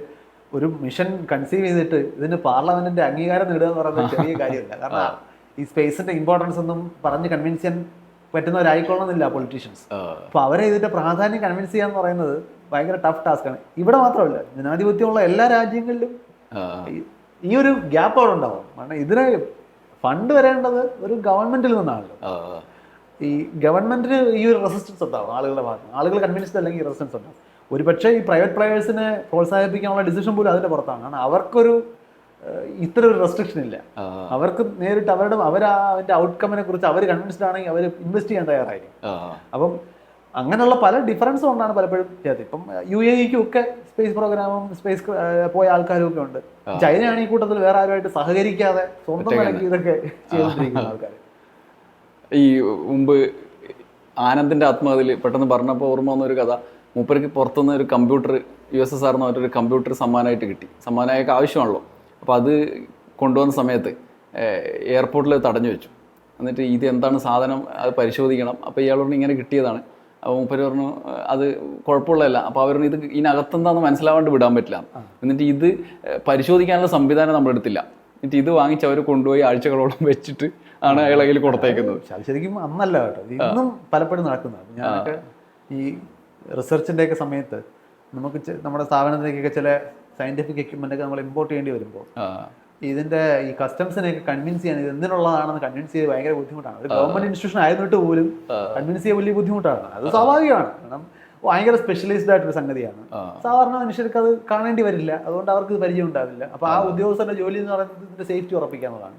അപ്പം എന്താണെന്ന് അറിയില്ല എന്ന് ഞാൻ ഡീഫോൾട്ട് അസംഷൻ സേഫ് അല്ല എന്നാണ്. അത് ബോധ്യപ്പെടുന്നവരെ വിടില്ല. ആനന്ദിന്റെ കഥയിൽ തില്ലും അതിനകത്തൊരു അതിശയോക്തി കാണേണ്ടതില്ല. മറ്റൊന്ന്, ഈ പുതിയ കാലത്ത് നമ്മൾ നേരിടുന്ന ഒരു വെല്ലുവിളി സാമൂഹികമായ ഒരു യാഥാർത്ഥ്യമാണ്. നമ്മൾ ഈ ശാസ്ത്രം ഇങ്ങനെ മുന്നോട്ട് പോകുമ്പോൾ തന്നെ ശാസ്ത്രബോധത്തിൻ്റെ അഭാവം പലപ്പോഴും ഉണ്ടായിട്ടുണ്ടെന്ന് തോന്നുന്നു. ഇപ്പോൾ പല കാര്യങ്ങളും ഇപ്പോൾ ഇങ്ങനെ ഒരു വലിയ മിഷൻ കഴിഞ്ഞിട്ടും ആ മിഷൻ്റെ വിജയം അല്ലെങ്കിൽ ആ മിഷൻ്റെ മുന്നേറ്റത്തെക്കുറിച്ചോ അതിൻ്റെ ശാസ്ത്രീയ അടിത്തറയെക്കുറിച്ചോ ചർച്ച ചെയ്ത് വരുമ്പം തന്നെ ആദ്യം പ്രൊജക്റ്റ് ചെയ്യുന്നത് ഇപ്പോൾ സുനിത വില്യംസ് കൊണ്ടുപോയ ഭഗവത്ഗീത അല്ലെങ്കിൽ അവിടെ ഗണപതിയുടെ വിഗ്രഹം, അങ്ങനെയുള്ള നിലയിൽ ഇത് വഴിതിരിച്ച് വിടുന്നതാണോ അങ്ങനെ വിടപ്പെടുന്നതാണോ, എന്താ സംഭവിക്കുന്നത്? വഴിതിരിച്ച് വിടുന്നവരുണ്ടാവാം. പക്ഷെ ആരെങ്കിലും അങ്ങനെ ബോധപൂർവ്വം വഴിതിരിച്ച് വിടാതെ തന്നെ ചർച്ചകൾ അങ്ങോട്ട് തെന്നി മാറാനുള്ള സാധ്യത വളരെ കൂടുതലാണ്. കാരണം നമ്മുടെ ഒരു എഡ്യൂക്കേഷൻ്റെ ഒക്കെ പ്രത്യേകത കൊണ്ട് തന്നെ നമ്മൾ അതിനെ അങ്ങനെ രണ്ടായിട്ട് കണ്ടിട്ടില്ല. നമ്മൾ പഠിക്കേണ്ട കാര്യങ്ങൾ പഠിക്കുന്ന സ്ഥലങ്ങളിൽ മാത്രം, ക്ലാസ്സിൽ പഠിക്കേണ്ടത് ക്ലാസ്സിൽ മാത്രം, അതിന് വെളിയിൽ അതിൻ്റെ ആവശ്യമില്ല എന്നാണ് പലപ്പോഴും ടീച്ചേഴ്സ് പോലും വിചാരിക്കുന്നത്. അപ്പം അങ്ങനെ ഒരു എന്താണ് ഒരു നടപ്പ് രീതി നമ്മുടെ നാട്ടിലുള്ളത് കൊണ്ട് ഇത് നമ്മുടെ നാട്ടിൽ മാത്രം പ്രശ്നമല്ല. അത് എടുത്തു പറയണം. പലപ്പോഴും നമ്മുടെ നാട്ടിലെ സയന്റിസ്റ്റുകൾക്ക് മാത്രമാണ് അന്ധവിശ്വാസം ഉള്ളതെന്ന് നാട്ടിൽ. അന്ധവിശ്വാസം വളരെ വളരെ സർവ്വസാധാരണമായി കാര്യമാണ്. അതായത് മനുഷ്യന് പ്രധാനമായിട്ടും ഭാവിയെക്കുറിച്ചുള്ള വ്യാകുലതകളാണ് അന്ധവിശ്വാസത്തിലേക്ക് നയിക്കുന്നത്. ഭാവിയെക്കുറിച്ചുള്ള വ്യാകുലതയും അതിൽ കൺട്രോൾ ഇല്ല എന്നുള്ളൊരു ടെൻഷനും, വേറെ ആരോ കൺട്രോൾ ചെയ്യുന്നു, കൺട്രോൾ ഉണ്ട്. അത് എവിടെയാണെന്ന് മനസ്സിലാവാത്തതുകൊണ്ട് ഒരു കൺട്രോൾ ഫീൽ ചെയ്യുന്ന എന്തും, അതൊരു ചരടാകാം, അല്ലെങ്കിൽ ഒരു ലക്കി ഷർട്ടാകാം, ലക്കി ജേഴ്സിയോ ലക്കി ഷൂസോ ലക്കി സോക്സോ, അങ്ങനെ എന്ത് വേണോ ആവാം. ഇതൊക്കെ എല്ലാവർക്കും ഉണ്ട്. പല സ്പോർട്സ് താരങ്ങൾക്ക് ലക്കി സോക്സ് ഉണ്ട്. മറ്റേ ജെമിനി എന്ന മിഷനാണെന്ന് എനിക്ക് തോന്നുന്നു. നാസയിൽ ഒരു അന്ധവിശ്വാസമുണ്ട്. സ്പേസ് മിഷന് വേണ്ടി ഒരു കപ്പലണ്ടി ലക്കി പീനട്സ് എന്നാണ് വിളിക്കുന്നത്. അത് അവരവിടെ ഉപയോഗിക്കും. അത് ആ മിഷന്റെ സമയത്ത് അത് ഉപയോഗിക്കാം. യൂറി ഗഗാരൻ തുടങ്ങി വെച്ചൊരു സംഗതിയുണ്ട്. സ്പേസ് ക്രാഫ്റ്റിലേക്ക് കയറുന്നതിന് മുമ്പ് ബസ്സിലാണല്ലോ കൊണ്ടെത്തിക്കുക. ആ ബസ്സിൽ നിന്ന് ഇറങ്ങിയ ഉടനെ ബസ്സിന്റെ ബാക്കിലത്തെ ലെഫ്റ്റ് ടയറിൽ മൂത്രം ഒഴിച്ചിട്ട് കയറുക. ഇത് റഷ്യയിൽ കുറെ കാലം അതിന്റെ ഒരു പിന്തുടർച്ച ഇപ്പൊ ഉണ്ടോ എന്ന് എനിക്കറിയില്ല. ഞാൻ പറഞ്ഞത് ഇത് നമ്മുടെ നാട്ടിൽ മാത്രമേ തേങ്ങ അടിക്കുന്നതും ഹാരം തോക്കുന്നതും നമ്മുടെ നാട്ടിലുള്ളത് മാത്രം നമ്മൾ അറിയുന്നേ ഉള്ളൂ. ഇതൊരു സ്വാഭാവികമായിട്ടുള്ള കാര്യം. വിഷ്ഫുൾ തിങ്കിങ് ആണ് ഇതിലേക്ക് നയിക്കുന്നത്. ശരിക്കും സിമ്പിൾ ലോജിക്ക് നോക്കിയാൽ തീരാവുന്നതേ ഉള്ളൂ. ഇപ്പൊ സുനിത വില്യംസിന്റെ മടങ്ങി വരവ് വാർത്തയാകുന്നത് സുനിത വില്യംസ് അവിടെ കുറെ നാള് ഡിലേഡ് ആയതുകൊണ്ട് മാത്രമാണ്. പക്ഷെ അതിന് മുമ്പ് 2 തവണ പോയിട്ടുള്ള ആളാ. അന്ന് ഈ വാർത്ത കിട്ടിയിട്ടില്ല. അവർ 8 ദിവസം മടങ്ങി വരാൻ പ്ലാൻ ഇട്ടു. 250 ദിവസം കഴിഞ്ഞിട്ടാണ് വന്നത്. ആ സമയത്ത് മറ്റ് കൊമേഴ്സ്യൽ ഇൻട്രസ്റ്റുകളൊക്കെ അതിനകത്ത് വന്നു. ഒരു വാർത്താ പ്രാധാന്യം. അപ്പോഴാണ് നമ്മൾ സുനിത വില്യംസ് കൊണ്ടുപോയതിനെ കുറിച്ച് സംസാരിക്കുന്നത്. സുനിത വില്യംസ് മടങ്ങി വന്നപ്പോൾ ഗണേശ ഭഗവാൻ നന്ദി പറഞ്ഞപ്പോൾ ഞാൻ നേരത്തെ പറഞ്ഞു, മടങ്ങി വന്ന സുനിത വില്യംസ് ഇന്ന് വരെ പുറത്ത് ആരോട് സംസാരിച്ചില്ല. നമ്മൾ അതൊക്കെ ആരോപിക്കുകയാണ് ചെയ്യുന്നത്. അപ്പോൾ ഇതിലുള്ള പ്രശ്നം സുനിത വില്യംസിന് അങ്ങനെ വിശ്വസിച്ചാൽ പോലും അത് നമ്മുടെ വേറെ ക്വസ്റ്റ്യൻ ആണ്. അത് നമ്മുടെ പ്രശ്നമല്ല, ശാസ്ത്രത്തെ ബാധിക്കുന്ന കാര്യമല്ല. അതായത് ഇത് ഇപ്പോൾ സയന്റിഫിക് തിങ്കിങ് എന്ന് പറയുന്നത്, സയന്റിഫിക് ടെമ്പർ എന്ന് പറയുന്നത് നമ്മുടെ തോട്ട് പ്രോസസ്സിൻ്റെ ഒരു രീതിയാണ്. നമ്മളൊരു രീതിയിൽ ചിന്തിക്കുന്നു എന്ന് പറയുന്നത് പല വിഷയങ്ങളിലും പല രീതിയിലാണ് നമ്മൾ ചിന്തിക്കുക. ഇപ്പോൾ ഒരു ഡോക്ടർ, ഒരു സർജൻ ഒരു സർജറി ചെയ്യുമ്പോൾ ഫ്രണ്ടിൽ കിടക്കുന്ന സ്വന്തം മോളാണെങ്കിൽ ചിന്തിക്കുന്നത് വേറെയാണ്. വേറെ വിഷയങ്ങൾ അതിനകത്ത് കടന്നു വരും, വൈകാരിക പ്രശ്നങ്ങൾ വരും. അതുകൊണ്ട് അത് നമുക്കറിയാം. സിനിമയിലൊക്കെ സ്ഥിരം ഉപയോഗിക്കുന്ന ഉദാഹരണം, ഒരേ സിറ്റുവേഷൻ അല്ലേ, മകൾക്കും ഒരേ സർജറിയാണ്, വേറൊരു പേഷ്യൻറ്റിന് സെയിം സർജറി ആണെങ്കിൽ അയാൾക്ക് ഒരുപോലെ ചെയ്യാൻ പറ്റില്ല എന്നാണ് വൈകാരിക പ്രശ്നങ്ങളുണ്ട്. അപ്പോൾ നമ്മൾ ഈ തോട്ട് പ്രോസസ്സ് നമ്മുടെ ഒരുപാട് കണ്ടീഷൻസ് അനുസരിച്ച് നമ്മൾ പല രീതിയിലാണ് പല പ്രശ്നങ്ങളെയും സമീപിക്കുന്നത്. Sunita Williams spacecraft repair ചെയ്യുന്നതിലോ കമാൻഡ് ചെയ്യുന്നതിലോ ലോഞ്ചിന് തയ്യാറെടുക്കുന്നതിലോ ഒക്കെ പക്ക സയന്റിഫിക് ടെമ്പർ കാണിച്ചെന്ന് വരാം. വേറൊരു വിഷയത്തിൽ ചിലപ്പോൾ അവരുടെ മക്കളുടെ എഡ്യൂക്കേഷൻ്റെ കാര്യത്തിൽ ചിലപ്പോൾ അവർ വേറൊരു രീതി ചിന്തിച്ചു വരാം. ഇപ്പോൾ കെമിസ്ട്രിക്ക് നോബൽ സമ്മാനം കിട്ടിയ ഒരു ലിനസ് പോളിംഗ് എന്ന് പറയുന്നൊരു സയന്റിസ്റ്റ് ഉണ്ട്. അദ്ദേഹം പീസിന് നോബൽ പ്രൈസ് കിട്ടിയ ആളാണ്, സയൻസിനും നോൺ സയൻസിനും നോബൽ പ്രൈസ് കിട്ടിയ ഒരേ ഒരാളാണ്. അദ്ദേഹം വൈറ്റമിൻ സി എല്ലാ രോഗങ്ങൾക്കും പരിഹാരമാണെന്ന് കരുതിയിരുന്ന ഒരു സ്യൂഡോ സയൻസ് വിശ്വസിച്ചിരുന്ന ആളാണ്. അപ്പം ഇതൊന്നും ഒരു തീരെ അസ്വാഭാവികമായിട്ടുള്ള കാര്യമല്ല. മനുഷ്യർക്ക് അങ്ങനെയുള്ള അന്ധവിശ്വാസങ്ങൾ എല്ലാ കാലത്തും ഉണ്ടായിട്ടുണ്ട്. അത് ഇനിയും ഇല്ലാതാകാനൊന്നും പോകുന്നില്ല. അത് കാലഘട്ടം മാറുമ്പോൾ കുറച്ചുകൂടെ കോംപ്ലിക്കേറ്റഡ് ആകാം എന്നേ ഉള്ളൂ. അത് ഇപ്പം അടുത്ത കാലത്താണ് ഒരു വാർത്ത കോഴിക്കോട് ഭാഗത്ത് നിന്ന് വന്നത്. അതായത് കുട്ടീനെ പ്രസവിക്കുന്നത് ഒരു വാർത്തയാണ്. അപ്പോൾ ഇത് ഒരുപാട് സംഭവങ്ങളുണ്ട്. പ്രസവം പോലും സ്വന്തം വീട്ടിൽ യൂട്യൂബ് നോക്കി ചെയ്യുന്ന, ദൈവവിരുദ്ധമാണ് എന്നുള്ളത് കൊണ്ട് ചെയ്ത് അവർക്ക് ജനന സർട്ടിഫിക്കറ്റ് കിട്ടുന്നില്ല. അങ്ങനെയുള്ള മാറുന്നൊരു സാഹചര്യം വരെ എത്തുകയാണ്. അത് ഇത് നമ്മളെങ്കിലും ഒരു അൺസയന്റിഫിക് ഐഡിയ നമ്മൾക്ക് അറിഞ്ഞൂടാത്തോണ്ട് മാത്രമായി ചിലപ്പോൾ നമ്മൾ ഫോളോ ചെയ്യാത്തത്. അത് നമ്മൾ ആദ്യമായിട്ട് നമ്മൾ കേൾക്കുമ്പോൾ അത് കൊള്ളാൻ തോന്നി കഴിഞ്ഞാൽ ചിലപ്പോൾ നമ്മൾ ചെയ്യും. ഇത് ആളുകളിലേക്ക്, നമ്മുടെ നിലവിലെ സാഹചര്യ ആളുകളിലേക്ക്, അല്ലെങ്കിൽ എന്താ പറയുക, ശാസ്ത്രബോധം, ആരോഗ്യ മേഖലയിൽ ഉണ്ടായിരുന്ന കാര്യങ്ങൾ, അതിൻ്റെ അനിവാര്യത അത് ബോധ്യപ്പെടുത്താൻ ഭരണകൂടം പരാജയപ്പെടുന്നതാണോ? ഭരണകൂടം എന്ന് പറയുന്നത് നമ്മൾ തന്നെയല്ലേ? അതെ, നമ്മളിൽ നിന്നാണല്ലോ ഇവരൊക്കെ ഉണ്ടാകുന്നത്. അപ്പം നമ്മുടെ ഒരു കണക്ക് വെച്ച് നോക്കിക്കഴിഞ്ഞാൽ 3.5 കോടി മനുഷ്യർക്ക് 140 MLA മാരെന്ന് പറയുമ്പോൾ ഒരു MLA ഒരു 2.5 ലക്ഷം മനുഷ്യരെ എങ്ങനെയാണ് റെപ്രസെന്റ് ചെയ്യുന്നത്. അപ്പോൾ ഒരു MLA തോട്ട് മാറണമെങ്കിൽ 2.5 ലക്ഷം ആൾക്കാരുടെ തോട്ട് മാറണം. അപ്പൊ അങ്ങനെ ഇത്രയും പേരും മാറിയാൽ മാത്രമല്ലേ നമുക്ക് അതൊക്കെ ഒരു പോളിസിയിലേക്കൊക്കെ വരുമെന്ന് പ്രതീക്ഷിച്ചിട്ട് കാര്യമില്ല. അപ്പോൾ അതൊക്കെ വിഷ്ഫുൾ തിങ്കിങ് ആണ്. നമ്മൾ ഉത്തരവാദിത്വം ഷിഫ്റ്റ് ചെയ്യുന്നതാണ്. അവർ ശരിയായിട്ട് സയന്റിഫിക് ടെമ്പർ വിചാരിക്കാത്തതുകൊണ്ടാണ് ആളുകൾക്ക് സയന്റിഫിക് ടെമ്പർ വരാത്തതെന്ന് വിചാരിക്കുന്നത്. നമുക്കൊരു ബ്ലെയിം ഷിഫ്റ്റിങ് മാത്രമേ ഉള്ളൂ. നമ്മളൊരു എഡ്യൂക്കേഷൻ്റെ ഭാഗമായിട്ടോ അല്ലാതെയോ ഇത് പരമാവധി നമ്മുടെ ഒരു കൾച്ചറിൻ്റെയും നമ്മുടെ സോഷ്യൽ ഔട്ട്ലുക്കിൻ്റെ ഒക്കെ ഭാഗമാക്കുക മാത്രമേ ഇതിനകത്ത് പരിഹാരമുള്ളൂ.